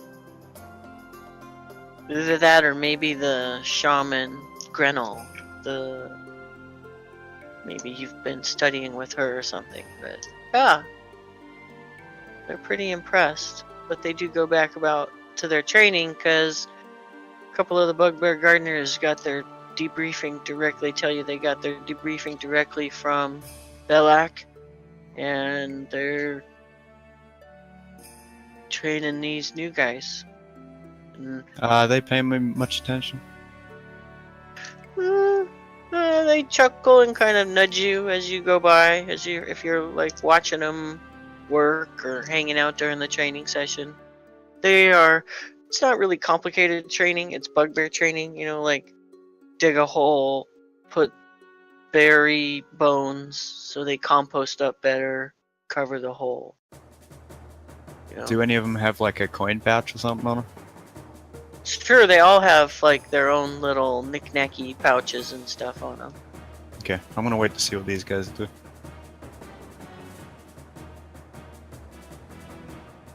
I just follow him out. Yep. And just say, we're with him. They look at you all confused over at the goblin. Huh? Speak to Druid. It's fine. It's fine. Huh? Don't worry about it. Go talk to Druid. Belak. Gonna need you're gonna need to roll some persuasion here, Norin. Oh. Deception? Let's see. Hang on. 2 shakes. I can do persuasion as well.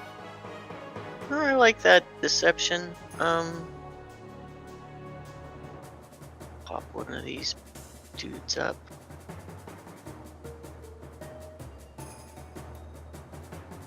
Yeah, they're not the sharpest tools in the shed.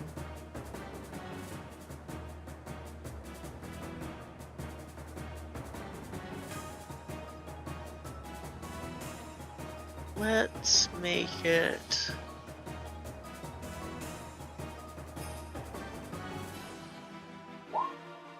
Ooh. Right here, as you approach this bugbear gardener, he goes, I don't think so. I don't think so. You look familiar. And he starts to reach towards his weapon. Yeah, you know me. I'm Creed. Like usual. Yeah, I know you. I know these guys too. They look like they look familiar. They look like trouble. Druid has been speaking to them. We spent a lovely evening with the druid. Huh? He told us about all the wonderful work that you do for him. And he has many new job openings available for guarding the tree. He had pay for you all, and I give him a coin pouch with like 10 silver in it. Oh, yes. He did say that he was ready to pay if you go down and knock on the door. He had everyone's money. So, he's very interested in that coin pouch you just handed him, and so you get to roll Kalesh a deception with advantage. I am super good at this. Okay, and the way we'll do this is we'll do it against an intelligence. So he's a -1. Oh. He doesn't believe you, and he begins to... Really, I saw him give the little guy there a pouch of money. It says that he was ready to pay. He steps back over here, looks over at his buddy, starts talking to him. He looks really confused, like, they're taking a little bit of time to do this. Yeah, in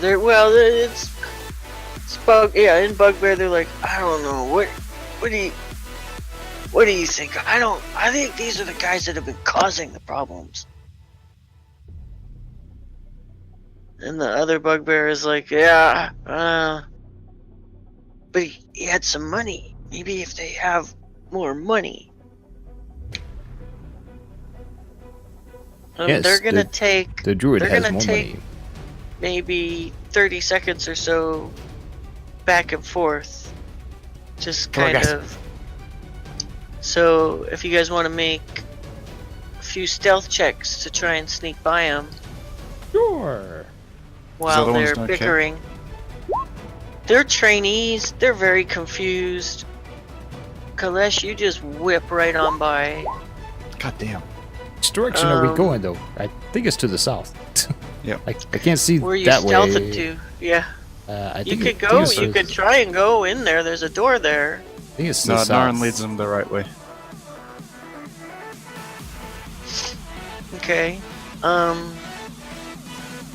We'll wait for Adam to do a couple stealth checks.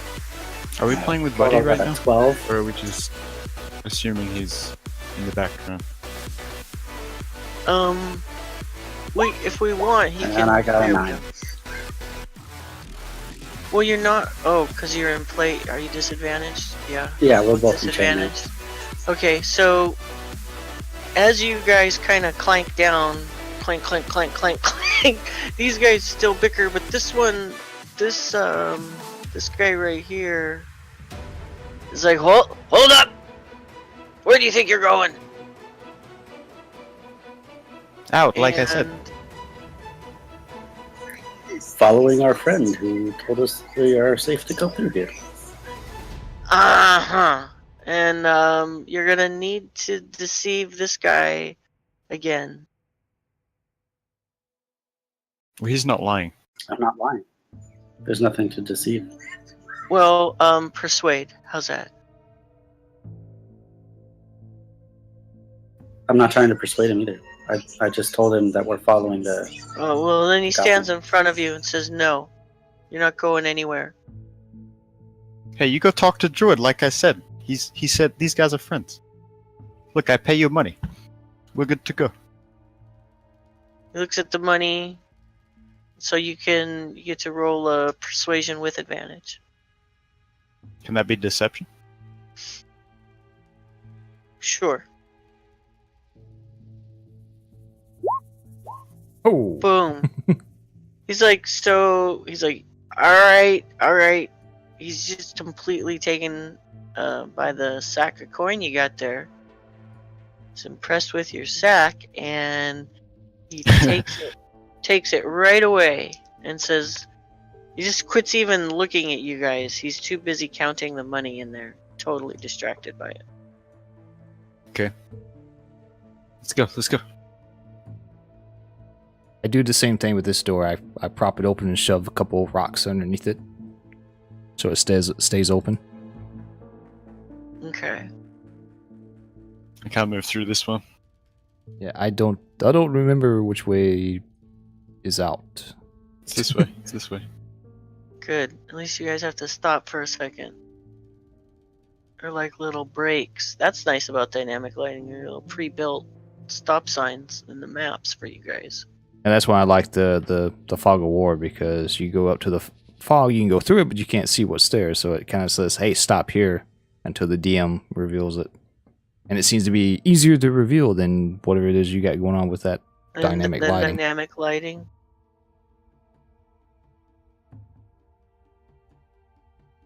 Well, right now I'm also taking the time to. But yeah, you've had problems getting rid of it before. So. All right. Like this one. This one was a problem, as I remember specifically. It was like a pitfall or something.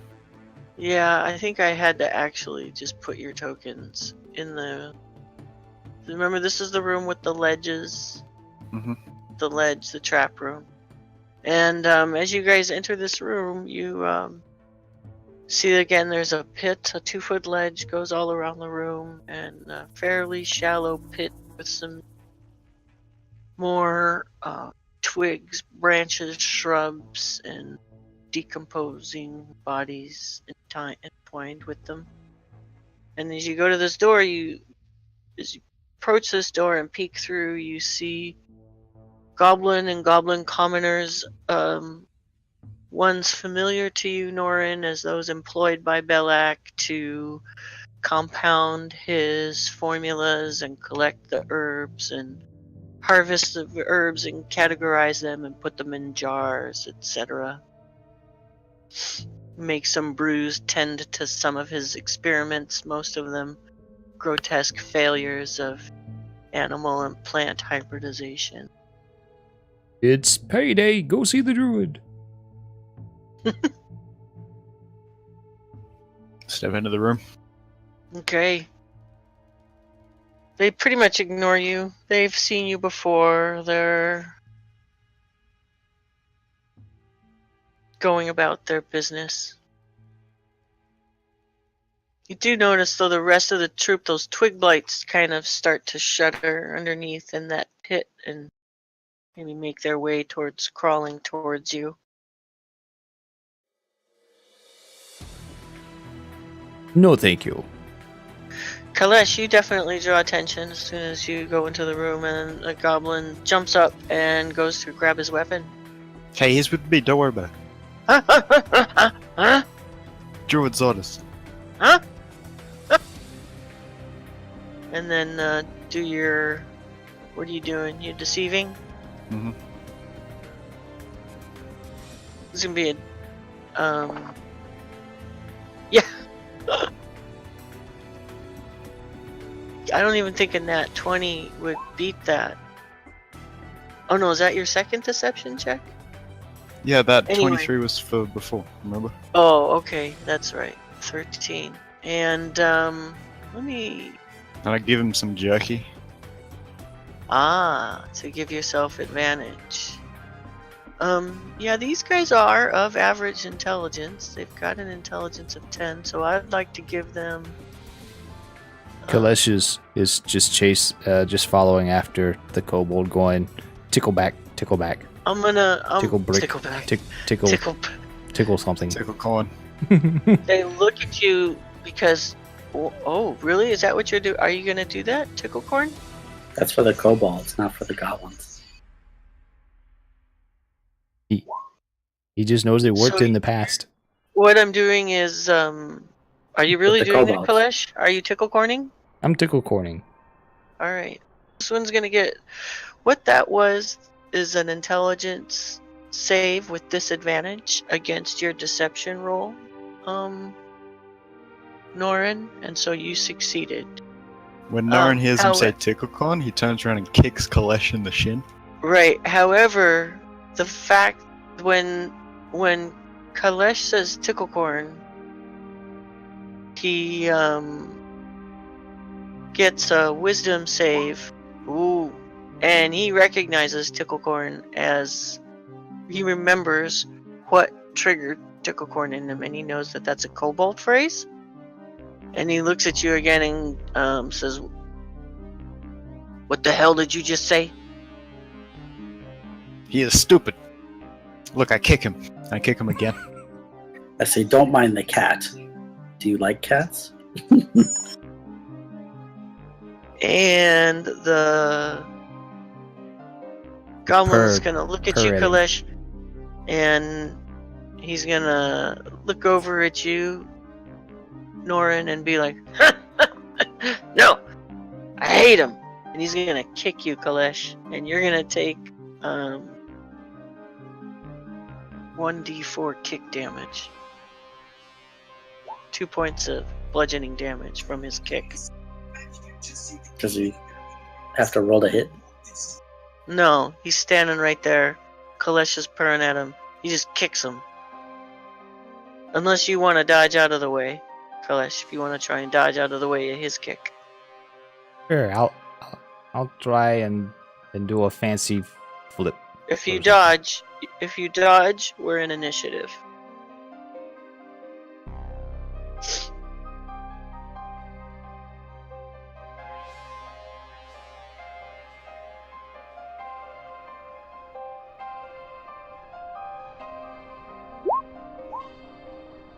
Alright, so probably won't take you guys long, but Oh boy.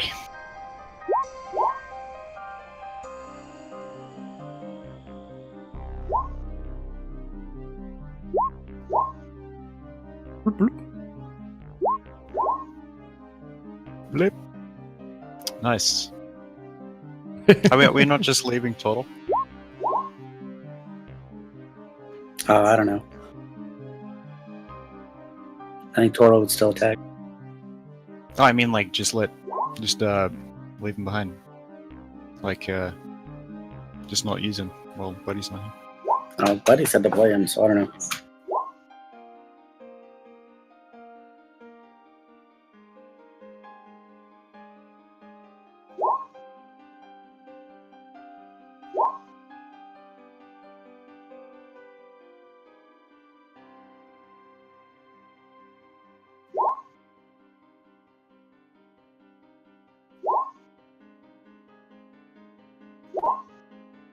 Where are all these goblins at? Do they know what's going on yet? I guess they'll find out soon enough. They're gonna be alarmed. They'll have to move with their turns, but they're Yeah, reacting. but how would they know?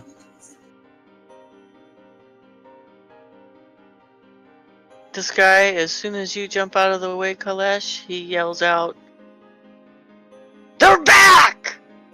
And everybody here remembers the massacre from earlier.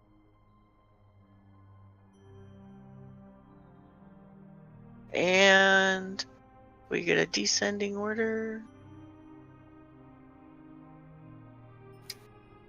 And Fran, you are the first. Do your worst. Well, I guess I don't really have a choice. I guess I will attack that goblin that's next to me. You always have a choice. It just means it's your turn. 16. I think that's gonna hit. Yep, just hits. 8 flashing. And that'll kill him.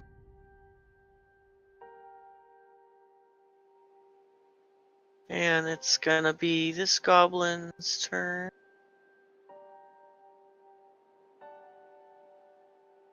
Move here. He's actually gonna hit. That's the 20. Okay. And this guy is gonna move here. And that is now Norin's turn. Yeah, ready? Okay. Yeah. So what happened was Kalesh dodged out of the way of the kick of the goblin, and so aggression has started. Oh, that one's dead? And then Yep. Thran killed him. Yeah. Yep. When he drew his axe to swing on Kalesh, Thran killed him. I will come out into the corridor. And I will fire an Eldritch Blast at this goblin. So you're in goblin form, firing at goblins? Yeah. Is that's not a concentration spell, your disguise? Nope. It wouldn't matter anyway. So, go ahead. What's the damage?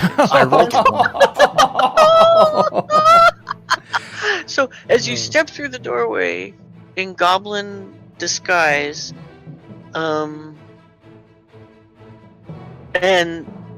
blast this amazing red dragon, red flaming arcane energy in red dragon form, very nearly doing honor to the image of Ashardalon himself. Its tongue just kind of reaches out and taps the goblin commoner on the chest and ow! And he looks at you, just incredibly confused. Like, what the? And I duck her back around the corner, and I'm going to dispel the disguise soul.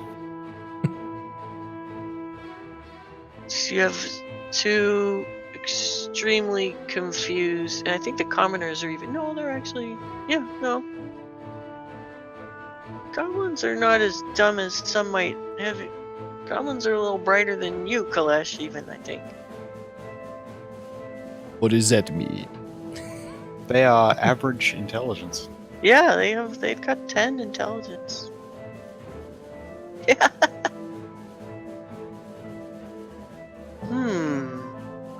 This might need to unfold a little different. Let's see. They're kind of like little tacticians. Yeah. They do look very confused though.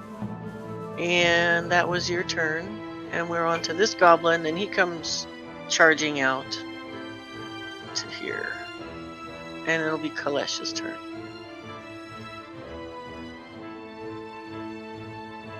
Whack.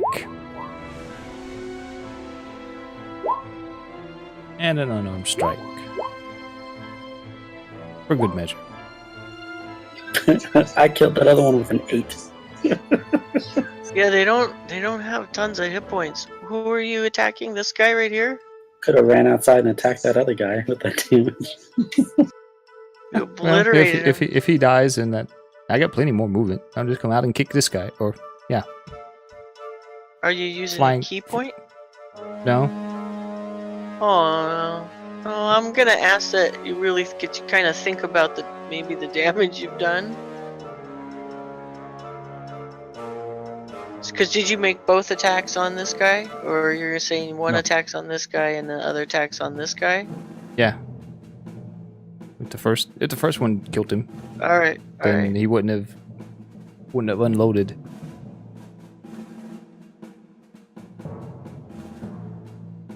Okay. Yes, use the key point So when he makes the first attack anyway.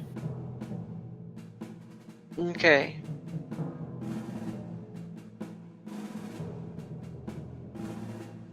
So this goblin has actually grabbed and distributed some bows.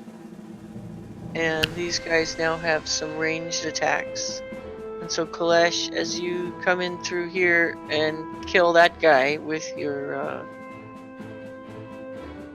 unarmed strike, they shoot at you with a short bow. Was that all your movement, Flash? No. Oh, did you have more movement? He has a ridiculous small movement. Yeah, Yeah. I got lots of movement. How It's much? gonna You have be 10 more feet? Is your 20. 30 feet, right? 30 foot movement? 40. 40. Oh, because you're a monk. Yeah. Okay. So you move back in? Okay. Yep. Probably a good idea. So this goblin commoner is gonna come up here. He's gonna come out and rendezvous with this goblin who's kind of their foreman on the shift here. And then it's gonna be this goblin's turn. He's gonna come out and whistle. Actually, no, come out that far. He's come out to here.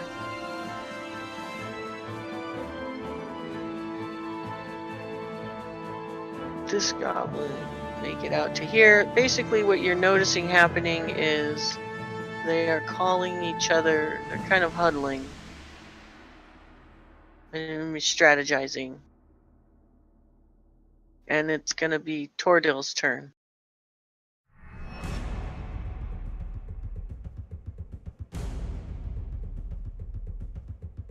You see them kind of distributing things, etc. The goblins are distributing weapons to the commoners. It's Tordil's turn. Yeah.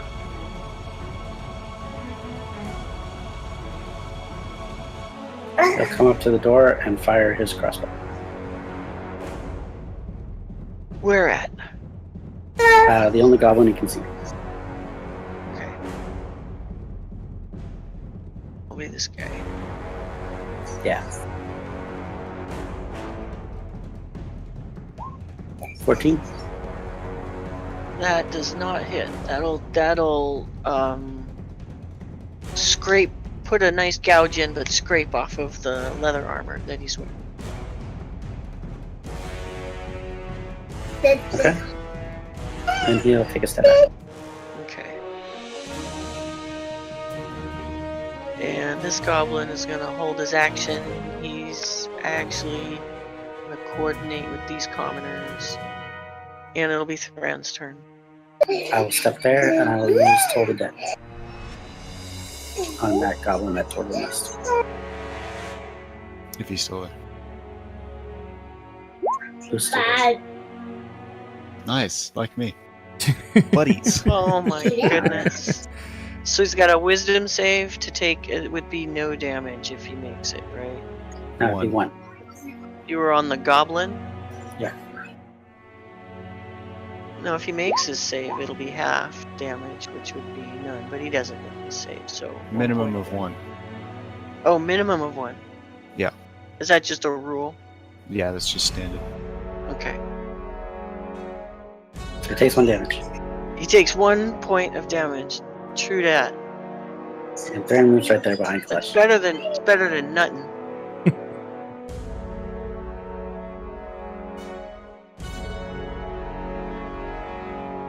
Alright, and this commoner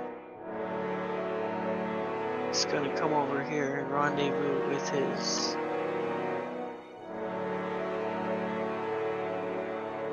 coordinator, and this guy is gonna up.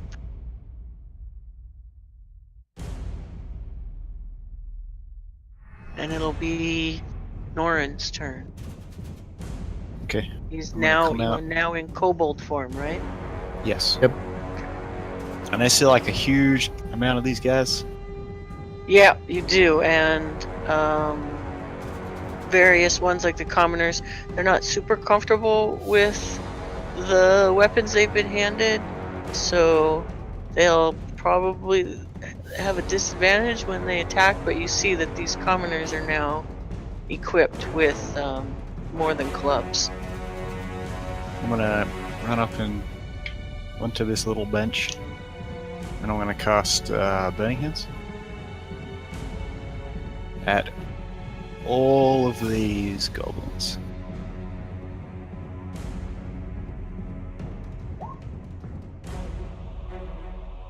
Half damage is 7.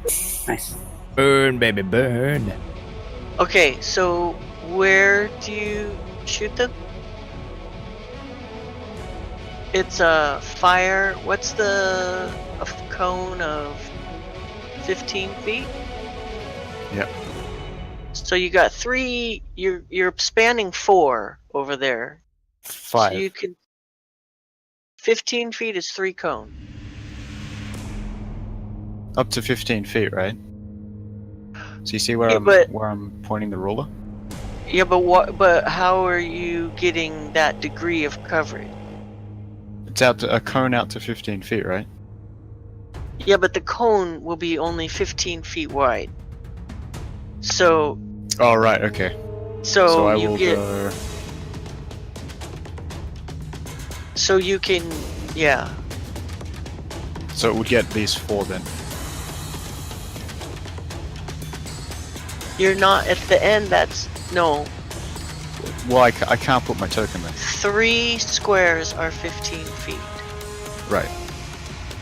So you at that end cone, you can capture 3 squares horizontally, not 4.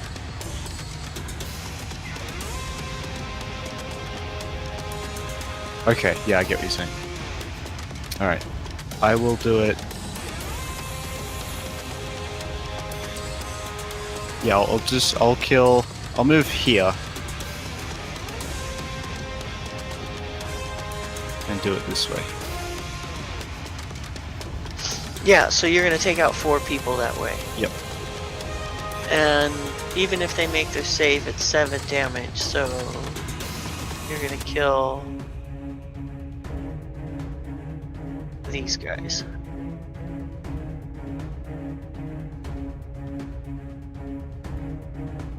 Woo! It's because they're so squishy. Once they catch on fire, they burn easy. Yep. And he has 10 foot of movement left. He's just gonna move up over here. So this guy should get, is he gonna get an attack of opportunity on you as you pass him? I'm still in his range. I'm still in his attack range. No, I mean, as you came up here, you came here, stopped, and attacked, and then you move. Oh, because you're still in his range. And you can Yeah, roll you around get with it it. when you leave.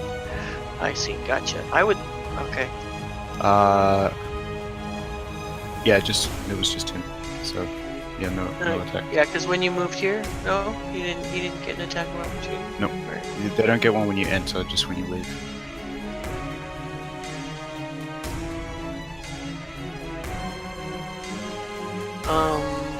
All right, Kalesh, what do you do? Oh, I get this. Oh, hang on, let me.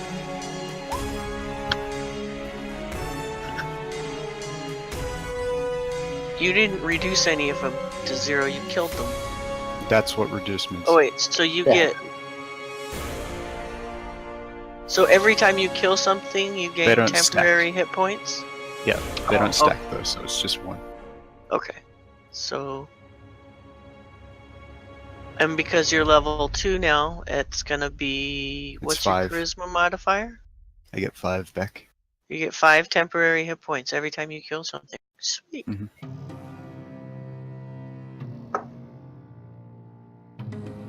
She's Alright. going to come out and Add those on. Those will be helpful. attack this guy. Ooh, an 8. It's gonna miss. Right, he'll get that. That's gonna hit and Cool. hard. Dodge my staff, will you? You're better with the fish.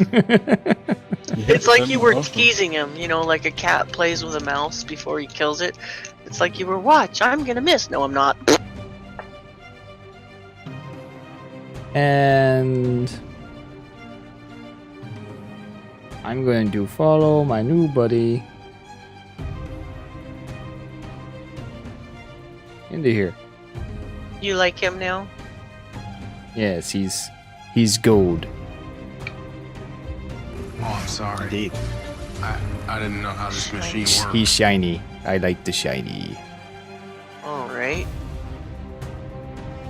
This goblin's gonna take a shot at you with his short bow, Norin. 16. That'll hit. The 16 hits? Yep. Okay. 8 piercing. And, he's gonna stay put. Good thing for those temporary hit points. This commoner is... Who am I token out just so the stream can see? The blackness interferes with a lot. He's gonna... Oh, you were in that... You didn't get your light in that room? No, only his token shows it cuts out like the doorway, so the doorway casts shadows on everything. Well, So I'm invisible. whoever was there just got whacked with a scimitar. That would have been me. Are you down? Nope. Very good. That's right, because you're level 2 and you got those temporary hit points.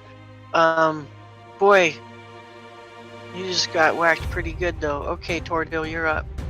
They both rolled max damage. He's gonna come out. Let's see, what does he see? He moved 10 feet, so he's got 15 He feet left. sees a goblin standing over the kobold, the gold kobold, with a scimitar.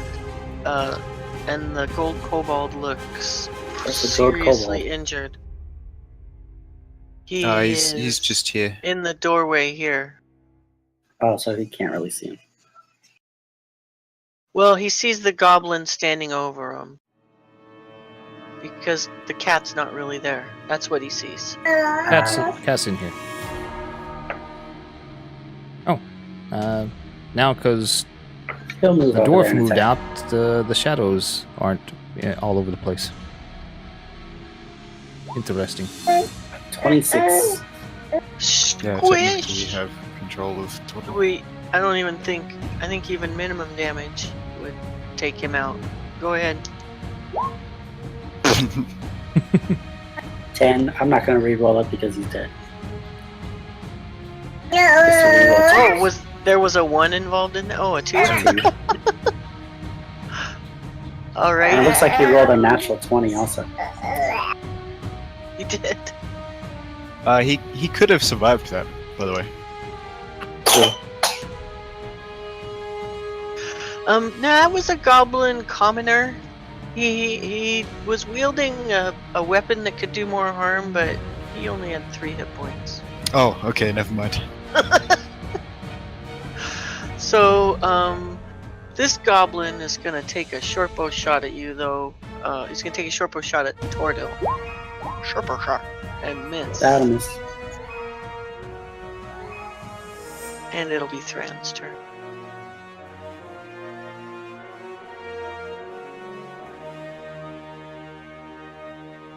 He's gonna move.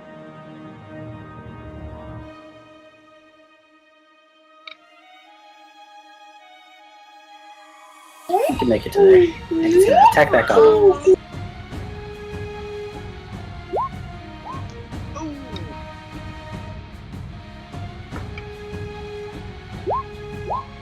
For 4 damage.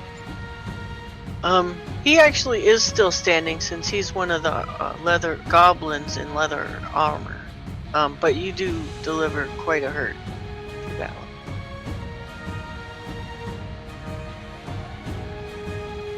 So, this commoner here, he's gonna step forward with scimitar and miss you horribly, Thran, and it'll be Norin's turn. Okay. I will pop out of the room, and I'm going to shoot an Eldritch Blast at this guy. Burn them! Burn them all! For 4 damage.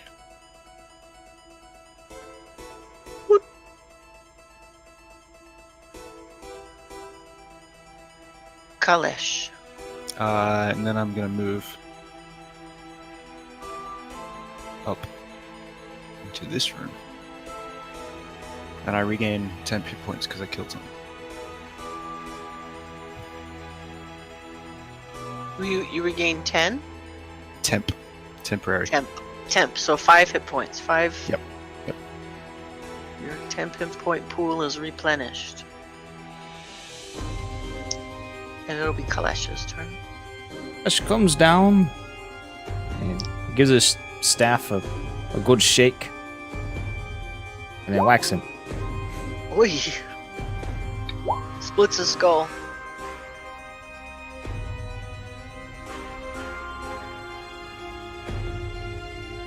Tordil, you see there's a goblin's been dealing some arrows from this doorway here. I still And got some movement. Kalesh is standing in front of him. Oh, and you're unarmed punch him. strike. And Tordil, you watch Kalesh kill him.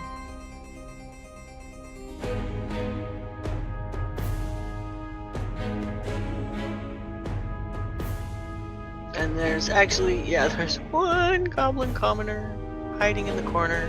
Doesn't quite have the guts of the others. And we'll say that you are out of initiative. Victory. He's not, it's just...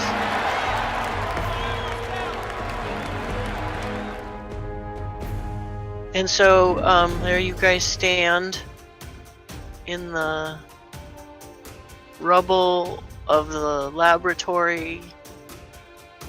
All the goblin corpses once again laying waste to Belak's staff. I warned him they were dead.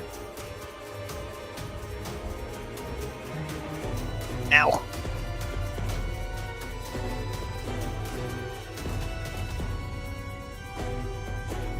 Are you okay? Yes. Goblins are good shots. Shall we loot these poor guys? Yeah. Do some Yeah. scavenging. See if they have anything useful.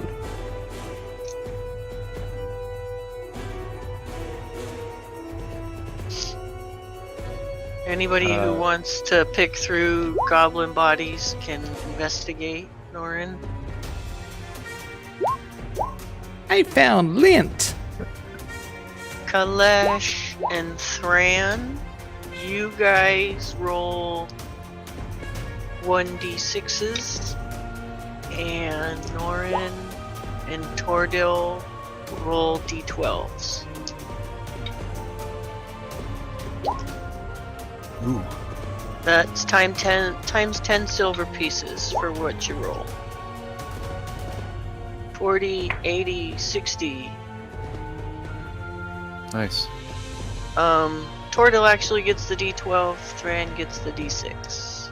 But if you just want to take that one, that's your 60. That's a pretty good one to choose. Thran has 20.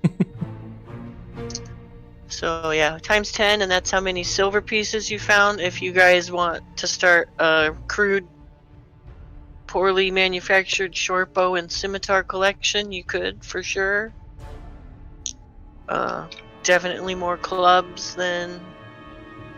Are we gonna add all that up and divide it? Sure, add it all up and divide it. You guys aren't really, I mean, you're gonna keeps his- definitely be encumbered if you try to just take this all as a haul. You're gonna need to put things in some sacks and tie them up and drag them along. I would say you could probably carry a couple extra short bows and, you know, What about the trash? but if you want to take them and maybe exchange them or sell them in town or something, you're gonna need That's to... 50 silver each. Norin doesn't divide his. Oh, my bad.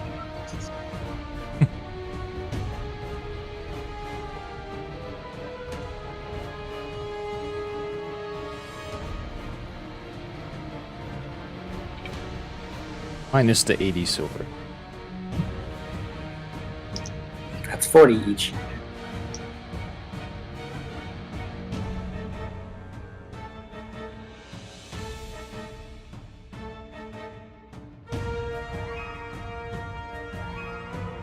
Yeah, I'm not picking up any of the weapons. or anything, just the money.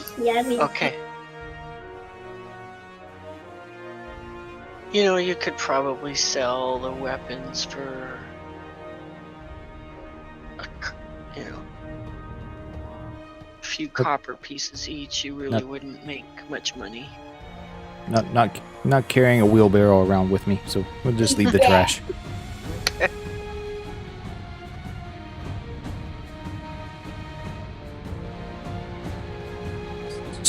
Stupid goblins. They don't have quality gear. Besides, all I need is my claws.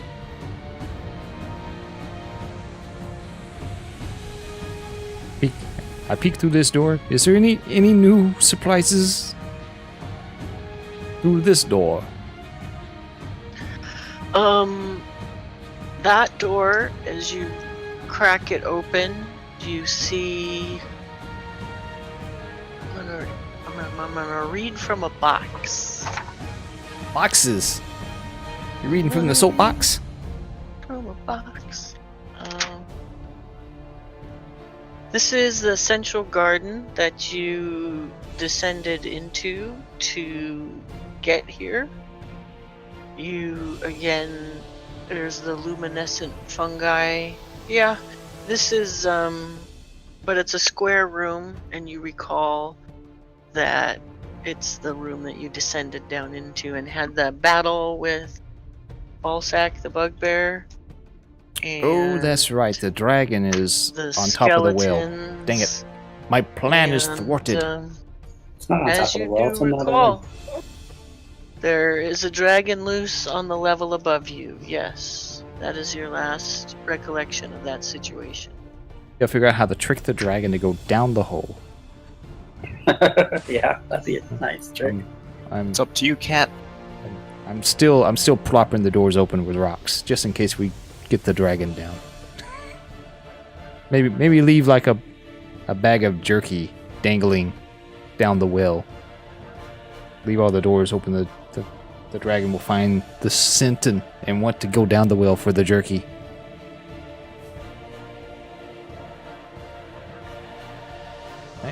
Nobody's gonna play with a dragon yet.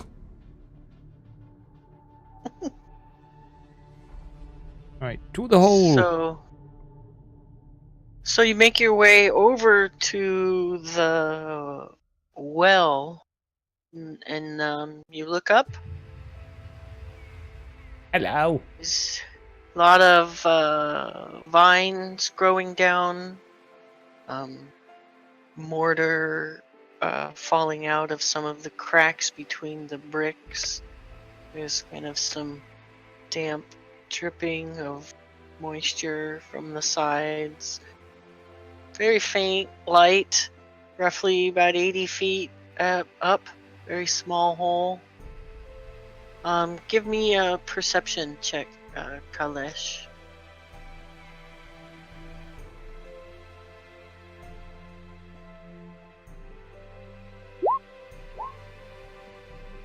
Kalesh, you hear some voices up top. You don't understand the language, but they definitely sound. You hear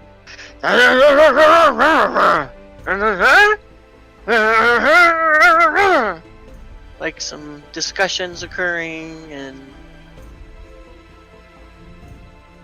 Someone's arguing with someone up there. Norin, you wouldn't happen to know of another way to go up? Or do we have to climb?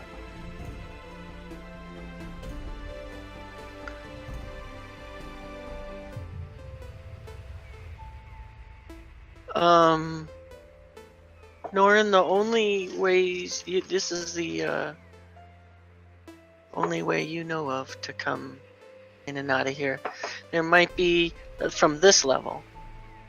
Really, the only way that you know of out of here is into the Underdark, and if you can find your way to emerge at another spot from the Underdark. Otherwise, it's this. This is it. That doesn't sound very appeasing.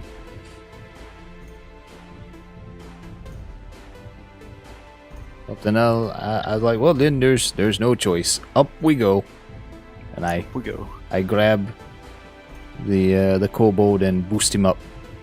Did you guys leave the ropes here? I believe we did.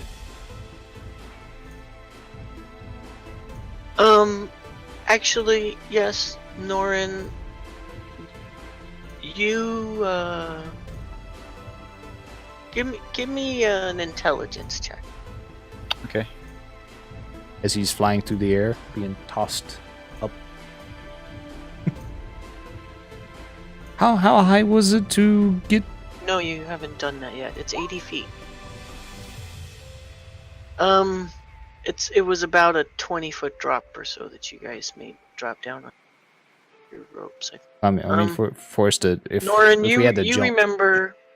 remember that 20. there are some. If you dig around underneath some of the vines, you can find some old ropes that are resistant to decomposing. There's a chance that if you dig around, you can find a nice, strong, sturdy rope, and that's actually been there for a while. But you'll have to. Did they toss my rope down? You'd have to have somebody strong enough to pull it out. And Yeah, is that still there? Yeah, their rope is still there. Then he will use their rope. There's multiple ways to pull yourself up from. Yeah. Who's gonna use the rope, Norin? Yeah. Okay. Up you go. Give me an athletics check for your climbing.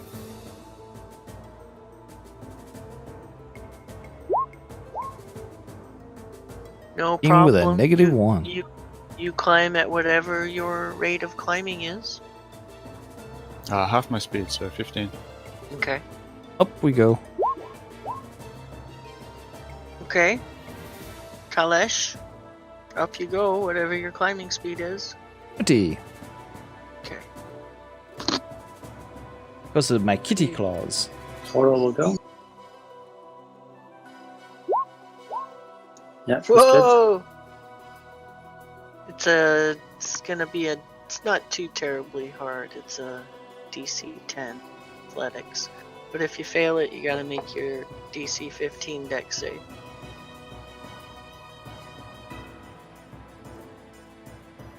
Up, up, up, up, up we go. Not, yeah. Be a little bit of bludgeoning damage, but the higher you get, the more you get 2 saves to try and catch yourself falling all the way down to the bottom. Alright, Thran. You have to make more than one check. So 1 round of climbing. Do it per round. Speed. And, Kalesh, you're all climbing. You guys are all climbing up this together, huh? I'm using my climbing gear, so I can't fall more than 20 feet. Okay.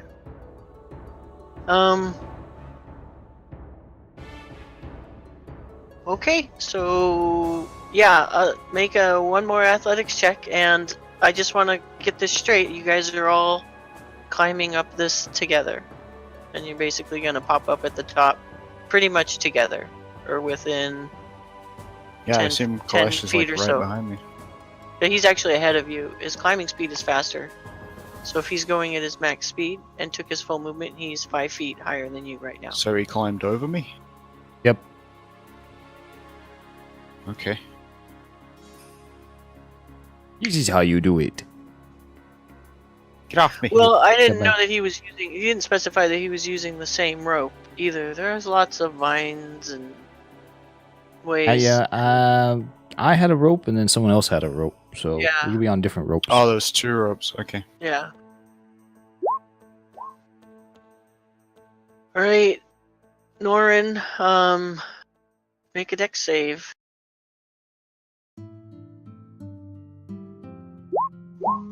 Yeah, you grab on. Hand over hand, I got my feet claws dug into the sides, and I'm But you I'm don't just- advance. You don't advance this turn. I'm just going up. Yep, you're flying up actually. So it's those claws and those hind claws stabilizing. Oh, that was Buddy's. I clicked on his character sheet. I don't have Dex plus, save- I don't dex have save plus to 6 not- to athletics. Dex save to not take 1d4 bludgeoning on the slip. Oh, He takes damage, I guess. 1d4. Do you want me to roll that? You got your hands full. There we go. 2 of bludgeoning. And then he's kind of back at the bottom. We're gonna say it's gonna take You really need a ladder, or 4 successful turns some sort of lift. to get up. So he knocks Thran off the rope. No, Thran's where he was. Each of you is gonna need to make 4 successful athletic checks to get up. You fail Is your Tran on the athletics check. same rope as Nor?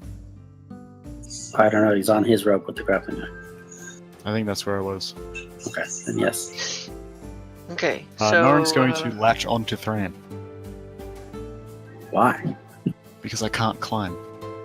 Oh. Well, at least I've got my climbing gear. Okay, I have a -1. I'm never going to make it up there. Yeah, I'm not much better. you guys will just share damage. No problem. That's a successful going. one.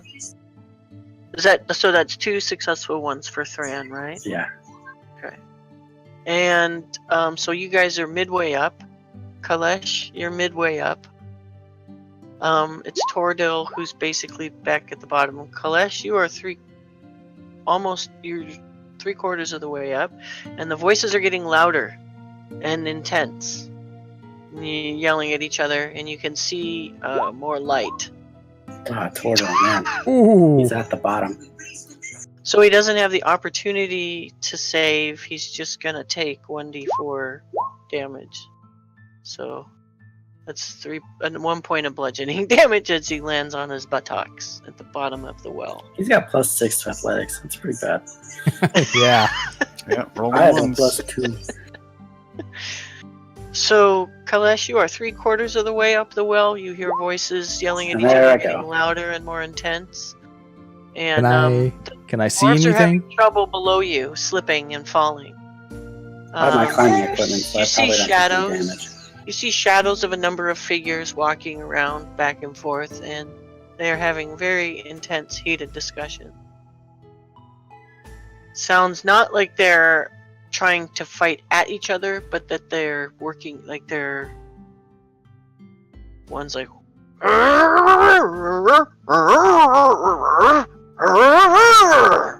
You know, but there's a serious issue they're discussing. Okay, so it'll be... Whose turn is it? You hopped on Thran's back. I guess it's your turn, Kalesh, if you're gonna pop up to the top of the well. The dwarfs are struggling at the bottom of the well, and Not gonna Norin go all the is way actually up. clinging to going- the back. I'm gonna creep up so I can try to peek and see what's going on while I wait for my buddies. So if you want to further move up, do your final athletics check. That just barely makes it, and you are at the very top, and you're going to need to do a stealth check to see if you can be at the top of the well of this room full of people and not be detected. You're pretty good. Nice. So you're basically, you creep up to the top and you kind of dig your claws in, and you make yourself as flat as you can against the edge of the well. Ninja Kitty. Mhm. What do I see? What do I see? You see goblins, hobgoblins, armored hobgoblins, and another hobgoblin kind of dressed, a goblinoid dressed in a robe, appears to be a shaman of sorts, and they are having a heated discussion about something. And they're pointing and shaking, and then as you're there, as you're at the door, you observe another hobgoblin come in and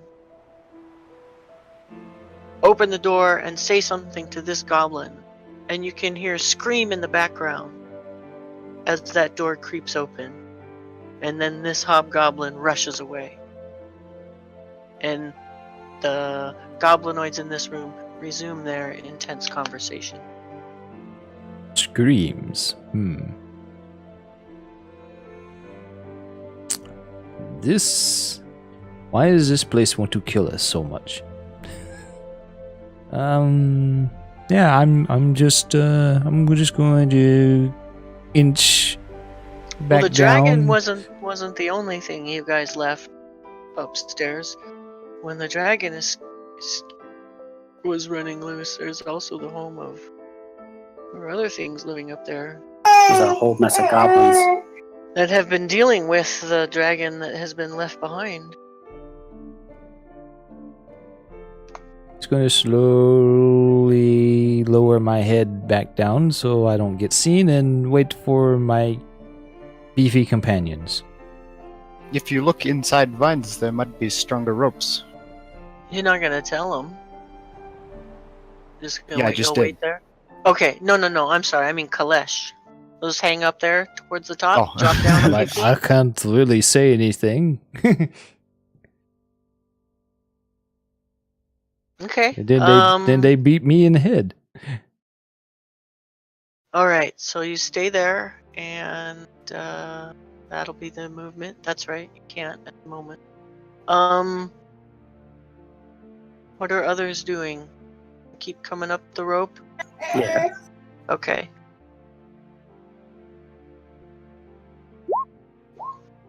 Find me, Tor. That's one. Yep. And then do Thran's, I guess, unless Tordil's gonna try and make the climb up as an individual. Okay, that's two. 3, There he and goes. he's at the top, or he could make it to the top, and now he needs to do a stealth check. As they get close to me, I like shh. 17. Oh no, 6. And He got a 6. He has disadvantage. that's right. So Tordil comes clanking up the rope behind you, Kalesh. Clank, clank, clank, clank, clank, clank, clank, clank. And gets the attention. You notice the conversation in the room stops for a second.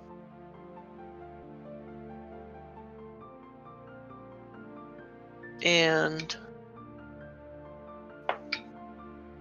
oh no. As you guys are clinging to the edge of the well, you look up, you notice, you see the face of the goblin shaman peek over the edge of the well and look directly at you. Toto's gonna grab him and pull him and throw him over the side. Yes, I'm assisting. That was my plan too. Just whoop.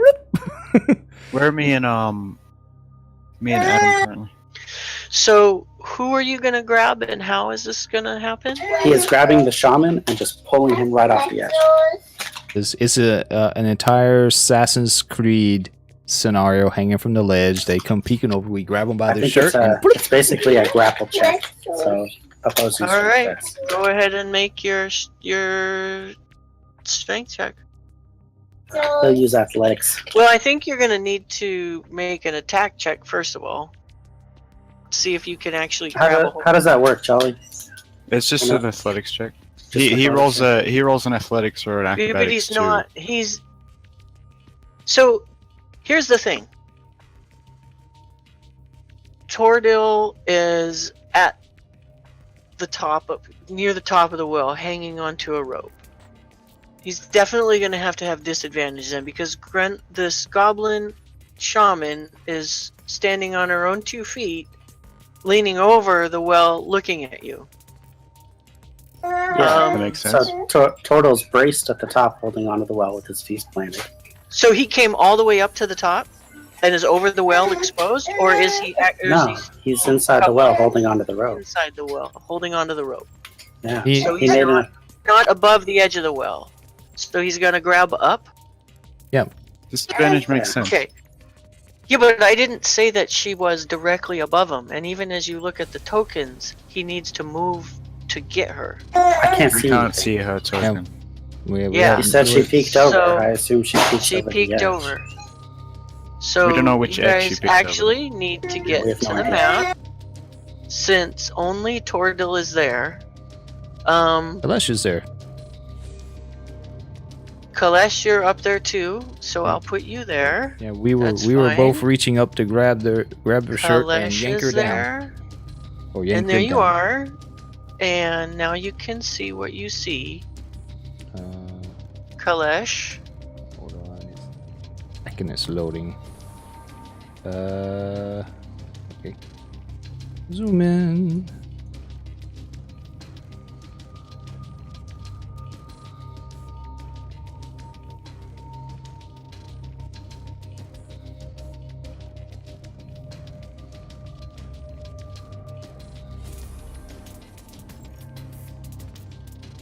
Are you Little there? pit.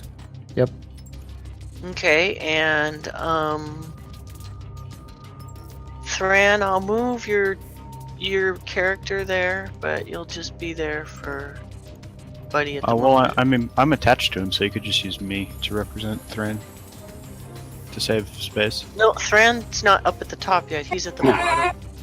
I'm not at the bottom, but I'm in the well. Well, Why you're not? one step up. It's Tordil who's at the top right I'm now. 2 steps up. I had 2 successes. Didn't you have a failure and slide down? Yeah, not far though, because I have my rope attached. Okay, you slid down 1. We only moved 20 feet.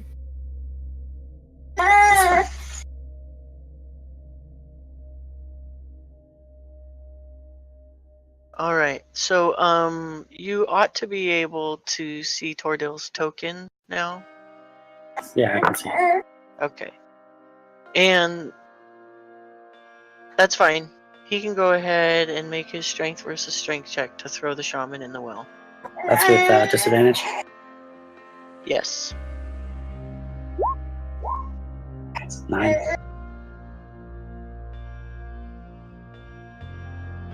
Wait, what check did he make? He made a strength check. Oh, sorry, that's strength save. I need to make a athletics. Is it the So same 9. bonus? Plus 6. Yeah, it's the same. All right, and we'll see. Oh, the first one.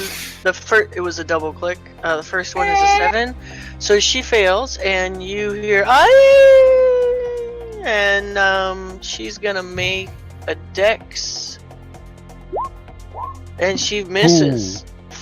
1. Falls Splat. to the and falls to the bottom. You hear a thump.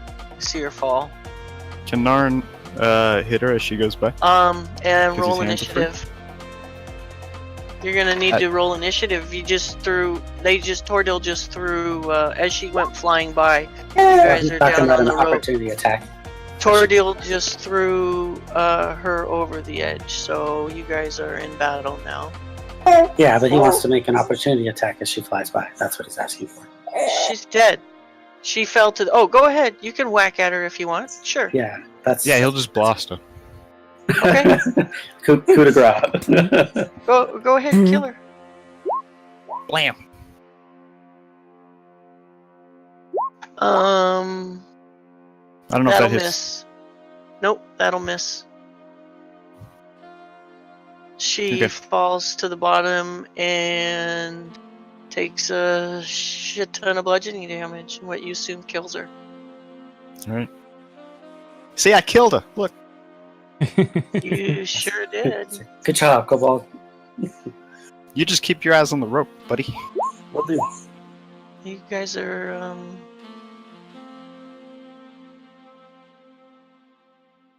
wow. Just like Oh, that, initiative. huh? Yeah. I rolled 10. You guys have no idea.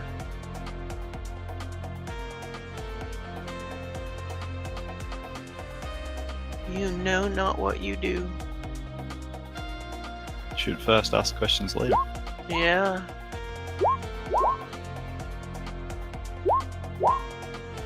These guys have never been talkative so far. They every time we see them, No. they just wanted to shoot and kill. You've never He talked goes on to a him. 20. You-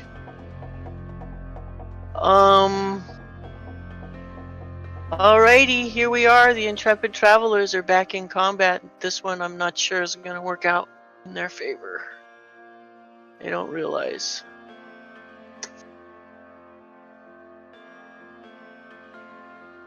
Okay, it'll be... So, we're starting this off with Tordil is hanging on a rope at the top of the well, and Kalesh, you are also hanging on a rope at the top of the well. One step up 20 feet, and 60 feet from the top of the well are Thran and Norin, with Norin clinging to his back. After Tordil reaches over and pulls the goblin shaman over the edge of the well into the depths to her death, you see 3 hobgoblins and 2 goblins that are in the room immediately in front of you. You hear other activity around in the background, and they immediately take up their weapons and attack. Tordil has a first attack. He's going to climb out of the well. That'll be his full movement, okay? Just 5 feet. He's at the very top, so wouldn't it just be 5 feet? But he's also gonna need to get a weapon because he can't climb and wield Oh, his no, that's weapon at okay. the same time. He's going to throw this hobgoblin into the pit.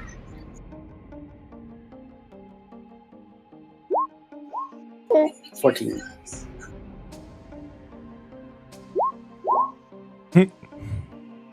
Over the edge he goes. We gotta Nope, feed those Clink. bushes. Clinging on the edge he is. The hobgoblin. The one in front of her. Clinging on the edge he is. That's fine. Okay. And it's this hobgoblin's turn. And he is going to advance here and cut the rope and make an attack on Kalesh. So, that actually was an attack on the rope. Kalesh, make a dex save.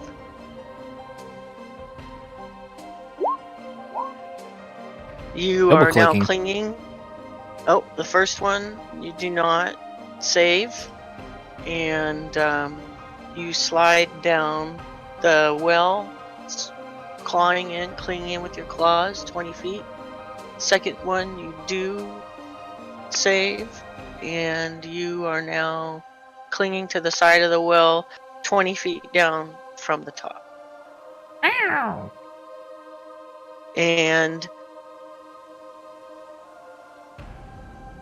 yeah, he is going to advance this hobgoblin and make a longsword attack on Tordil for 7 slashing damage.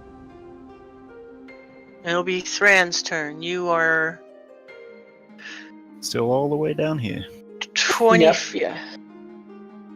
I will climb up, I guess. Yeah, why not? Okay, so do your athletics check. You make it. Ah, Another 20 feet. okay. I With put in my Norin. cookies. With Norin on your back. Okay. And Kalesh, it's your turn. You are 40 feet down the well, halfway. I can't see the initiative order where I'm at. You're... Oh, I because don't you're see not you up on at it. the top yet. Yeah, we haven't moved everybody over. Might as well move everybody over since you guys have committed to the climb up the well and attack the goblins route. Okay. I got a 10. Yeah, you're in the lineup.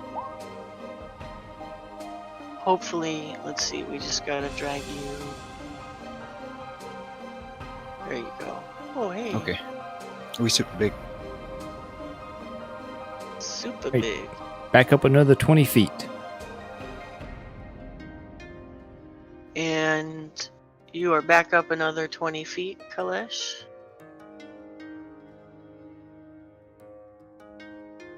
And this goblin is gonna make a scimitar attack on Tordil. That'll miss. Yep. And this goblin is gonna also advance and make a scimitar attack on Tordil. That Wow, I rolled max damage again.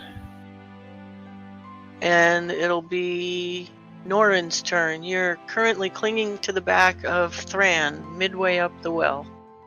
See that hobgoblin in the well? How high is he? He's right at the top, clinging to the edge. Made his dex save. 20 feet. 20 No, feet up from he's- us. He's 40 feet up from you. Okay.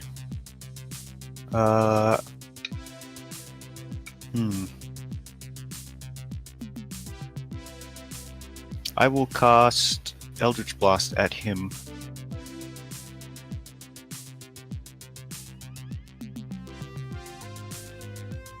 Yep, that's what I'm gonna do. Burn him, burn him. Nope. Can I then try and climb, or does that take an action? Climbing is an action like your movement would be an action. So I would consider it your movement action. But the thing is you have to actually know, because you have to cling to. Right now you're clinging to Thran. If you want to separate from him and climb on your own, I don't think you could cast at the same time. You could do a bonus action. Okay. with that bonus action, can I try and reveal some of the ropes inside? Yeah, absolutely. Okay. So give yourself a little better purchase to hang on to. Yeah. And Yeah, Thran. like an investigation then. I think Thran's got a rope on him or something. Yeah. Yeah, you find one of those ropes that you remember kind of buried under a few of the vines, Norin. And it's actually kind of worn in such a way. You remember this rope. It's got little cobalt grooves in it.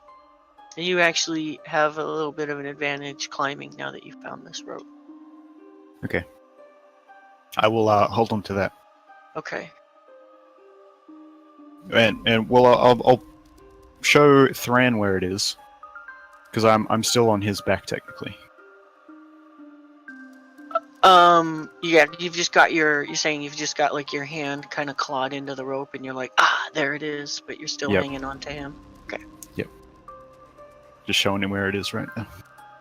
Thank you. All right. And this hobgoblin here is actually gonna take a hack at the.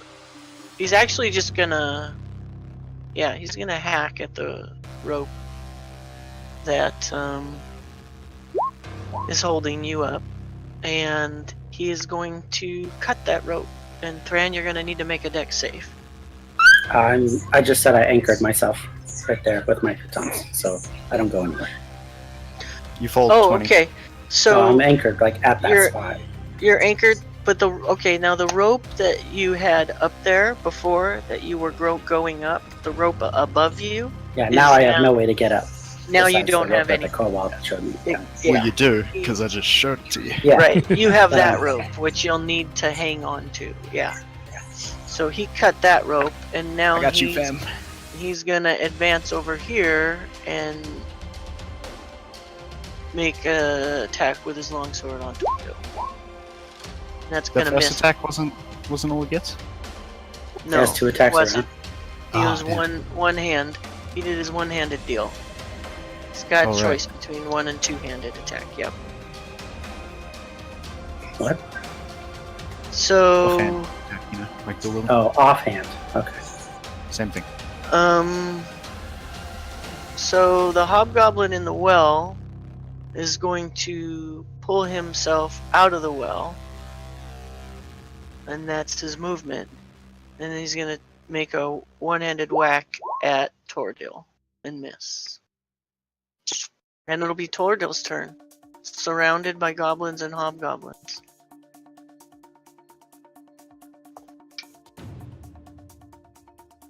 Let's see. The one came out of the well? Pulled himself over and out. Yep. Where'd he pull himself to? He's standing behind Tordil right now. How'd he get behind me? He Moved. moved through his allies. Okay. He will. Let's see. He will attack the hobgoblin he attacked before. The one he threw over the well, that's this guy right here. Yeah, that's fine. Okay. That'll miss. Okay. He will use. Let's see. You got second wind? Second wind. Okay.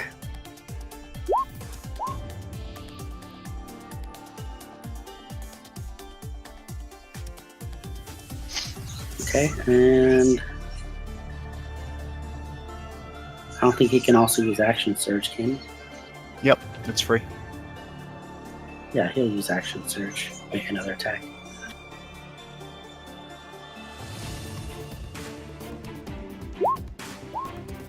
$24. Yeah, that hits.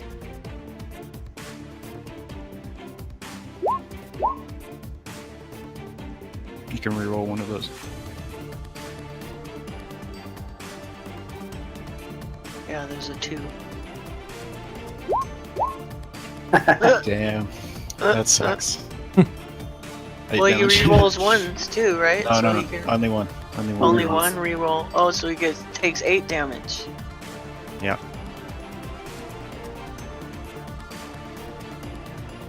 All right.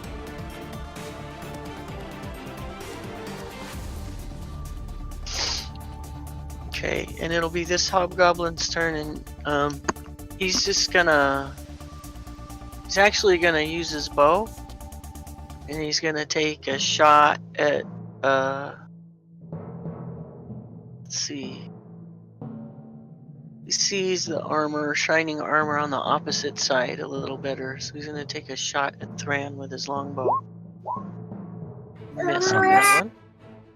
And it'll be your turn, Thran. Naran gives him the finger as he shoots at us.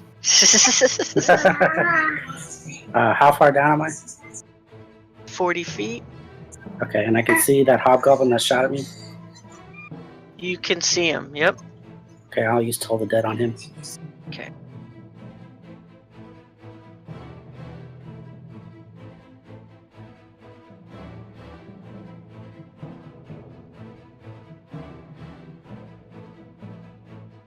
Come on.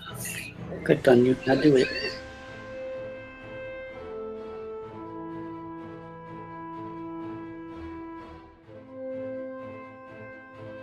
Computer is not responding. Hold on.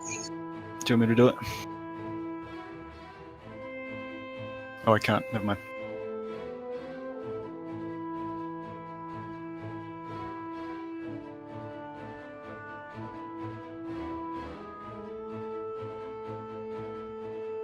I don't know why it's not working. It's a DC 14, right? Yeah. And a D8. Has that one been wounded before? No. And my Okay, character sheet's yeah. not working at all. I've tried it on 2 different computers. Yeah, so it's a wisdom save. DC 14.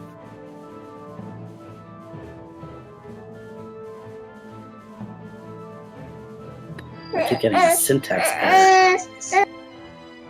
That's really weird. Yeah. I don't know, maybe restart roll 20.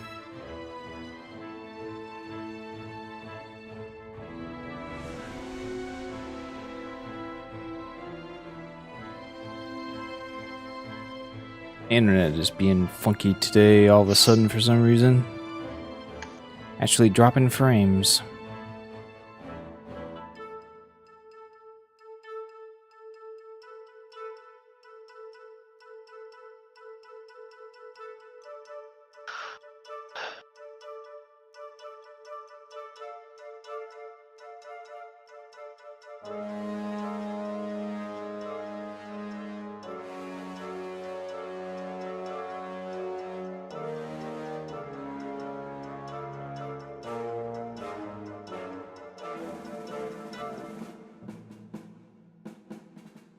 Did we lose everybody? No. No. Oh, okay. What did you roll your Toll the Dead? Yeah, I'm trying to. Oh, okay. Are we Yes. waiting on a reboot? Things messing up. Yeah. Okay, I'm gonna take a short break. Oh, did you disconnect for a second there? Yeah, I refreshed her.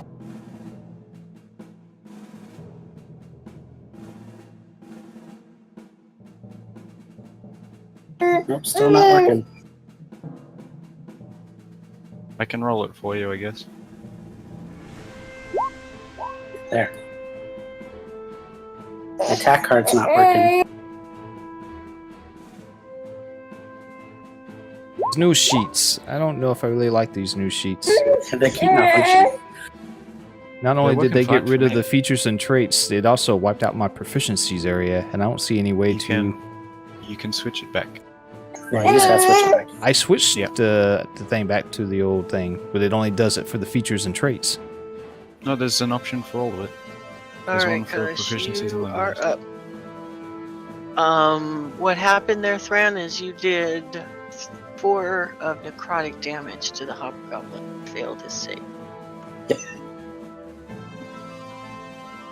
Kalesh, you are clinging to the walls with your claws in the vines 20 feet from the surface. And that is your movement. You are now at the edge. If you want to use your bonus action to pop over and be on your feet out of the well. So I would like to leave the well. Okay. Timmy is out of the well. I still get an attack. Yes. Movement, bonus action to get out of the well. Attack. You have one attack. So, Mr. Ponytail. And that misses.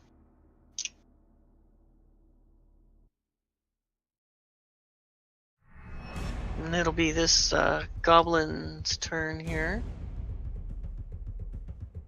And he's going to redirect his attention now that you've popped out of the well, Kalesh, and make a scimitar attack on you. Ow. At least you didn't roll well. Right? And this goblin is going to make a scimitar attack on Buddy. Miss, more than likely. And it's going to be Norin's turn. Okay.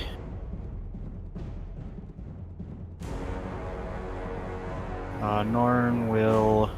Can I see that one that showed at Thran? Yeah, right here. Okay. I will shoot an Eldritch Blast at him.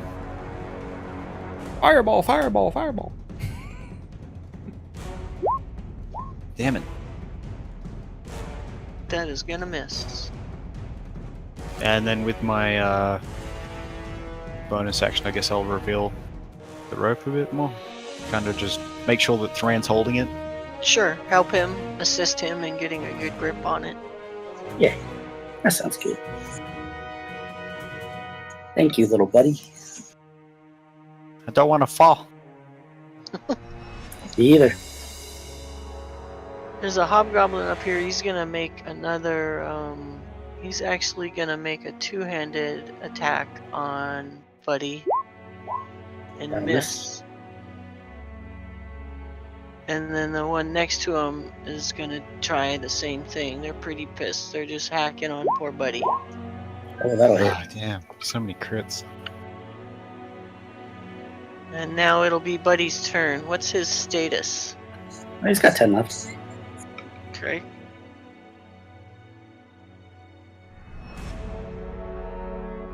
He's going to take the dodge action and pull out his shield. Okay. Bobbing and weaving. Bobbing and weaving.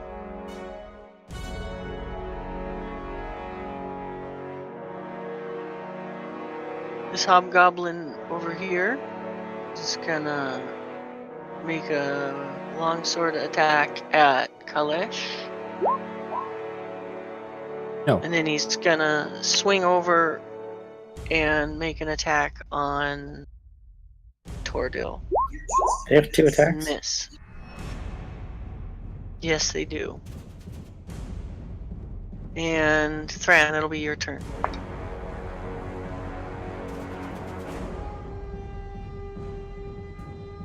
Let's go. Kobolds over there like, giddy up, horsey, go on, climb. Are they the same hobgoblins in the monster manual? The other hobgoblins were using scythes that were just kicking our ass. No, it's just asked because the ones in the monster manual only have 1 attack, but they have a 2-handed option. You can use a longsword with 2 hands, or they can use it with 1 hand, but they only have 1 attack. I'll use Toll the Dead again on that hobgoblin that I attacked earlier. Absolutely.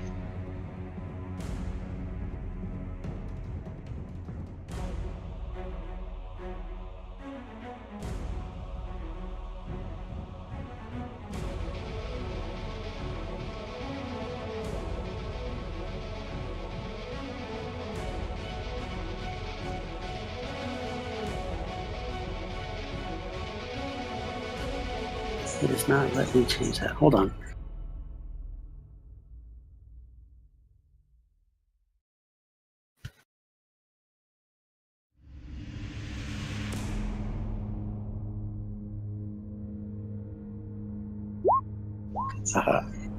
And it didn't show damage. Okay. That means max, right? So big, it's off the scale. That's 6 points. Oh yeah. It's a Toll the Dead is a strength save. The wisdom. Wisdom. Yeah, I think his sheet's messing up. Yeah. Okay. Good.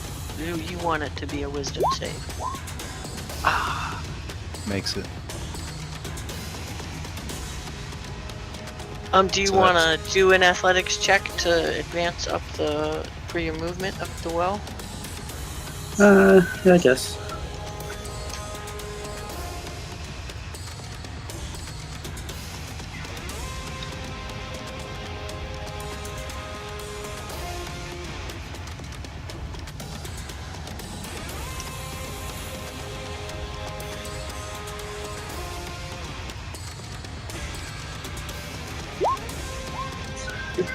Nice.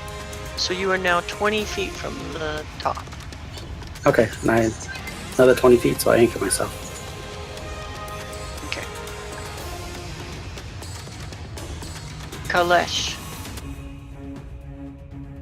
Yes.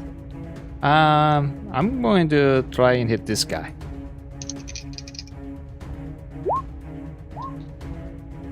And that's gonna miss.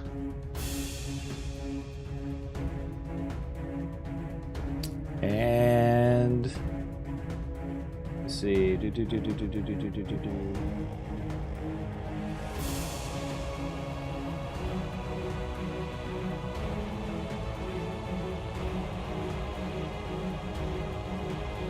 Close.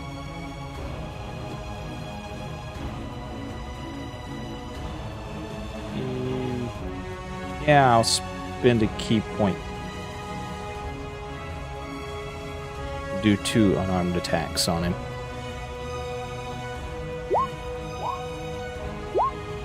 Whoa. Okay. Nice.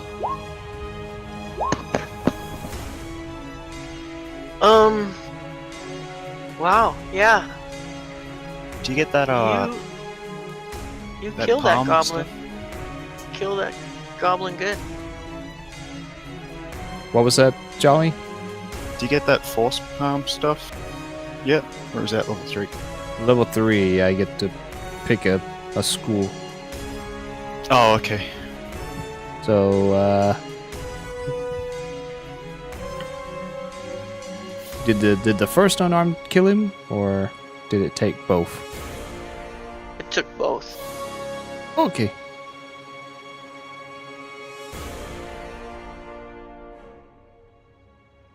Okay,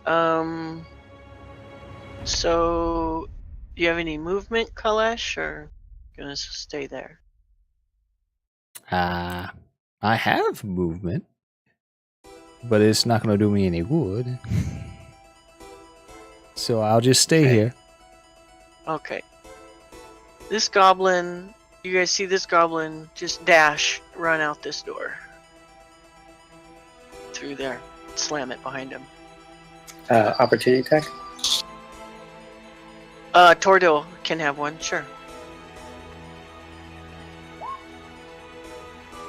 It 16. hits. Nice. And it kills him, drops him right there. And you see the hobgoblin next to him. Oops, go ahead. And it'll be Norin's turn. Okay. We are a bit higher up now, right? Yeah, 20 feet you're from the top. 20 feet from the top. Yep. All right. I will 20 feet. How long is this? Okay, neither of those are 20 feet. I will just cast Eldritch Blast again. It's my only long range thing, really. Who are you casting it at? The same one that we can still see. Okay. Actually, I'll can we see this guy now that we're closer? That's the guy That's you've the been one we can shooting shoot at. at. Oh, okay. Yeah, that's the one I want to shoot at. Okay. Damn it! Can't hit anything. That's gonna miss. It's difficult to aim on the back of a moving dwarf, I guess. I will Hobgoblin. continue to show him the way, I guess. Actually, you know, I really shouldn't have. Honestly, I will go ahead and let Tordil kill that last goblin, but this goblin has the ability to disengage, so he shouldn't have had the attack of opportunity against him. Yeah, they have that as a bonus action. Yeah. I remember that. We'll leave it as it is, because he's certainly not the last goblin in the goblin lair. And you guys have certainly made enough noise in here to attract attention. So, I'm sorry, what was Norin gonna do? Make the move up the rest of the way? No, he was gonna help make sure that the rope is visible. Okay, continue to Yep. give you guys an opportunity to get up the top. This hobgoblin here, actually, Tordil will get another attack of opportunity. He Because can't. He has one reaction. Yeah. Oh, okay, so this hobgoblin is gonna move and open this door and move into this room. And this one here is going to attack Tordil. It has disadvantage. It has disadvantage. Yeah, he Yes. dodged. He's dodging.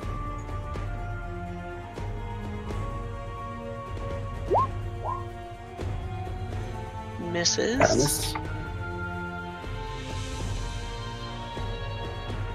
And he can take can he take an attack of opportunity? Nope. Because then this hobgoblin is going to use his movement and come out this door. And it'll be Tordil's turn now.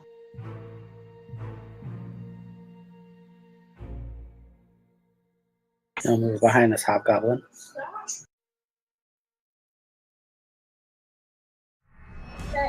Gosh, you think he'd knock him into the pit? Do it.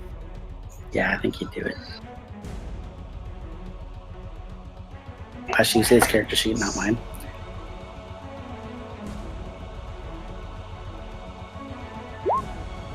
$21. Ooh yeah. Hi. Goodbye. And we'll see how far down he goes. Does not catch himself. And the second time will be to Goodbye. his death. Oh, See you I later. love this freaking Syrinscape. Yeah, it actually has a bugbear battle thing, and it has a battle cry, and it sounded like him falling down the pit when I hit it. Oh, really? Right on. So yeah.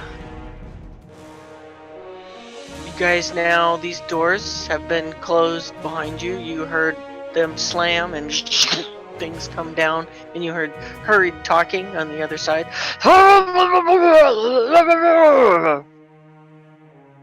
Do you understand Goblin? I would imagine that's a language, Norin. Oh, sorry. No, I don't. Oh, you don't? Just entice them into talking in common? Yep. Got it. Assume if I talk in common, they'll talk back.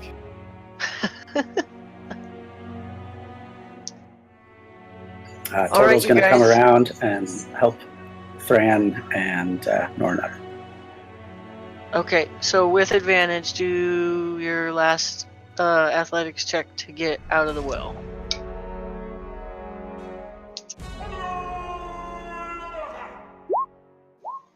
That'll do. That'll do. Okay. And this is where we're gonna take a break for today's session. I think there's so much density beyond these doors that knowing what you guys tend to choose as a reaction It's gonna be a lot of combat. So we'll take a break, and you guys can level up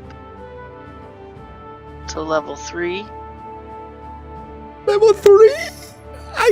Level 3. I get to pick my school before we all die? Yay!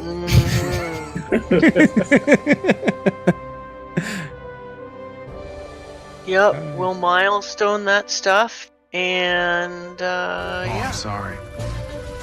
I didn't know how this Are you machine guys? Are we worked. playing on Columbus Day? That's a I holiday. guess. I don't even keep up with the friggin' holidays anymore. Going on Columbus Day. My wife usually works, so. I'm available. I imagine Buddy will be too, since he probably won't have an appointment. Yeah, probably not. All right, guys and Alrighty. gals. I What's, think that's.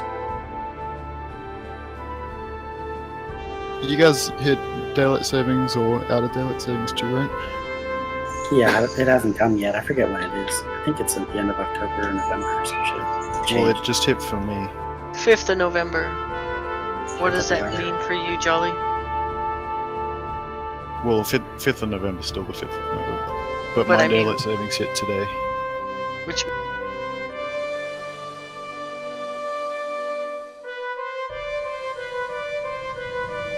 All right, everyone. Let me lower this music down, just a tad, because it's a little loud for me. So, yeah, I think that's gonna do it today. Man, my credit scroll isn't freaking working. I got a special thing that's supposed to be rolling the credits for all the follows and subscribers and everything. So, yeah, we're gonna end it here. It looks like I'm thinking.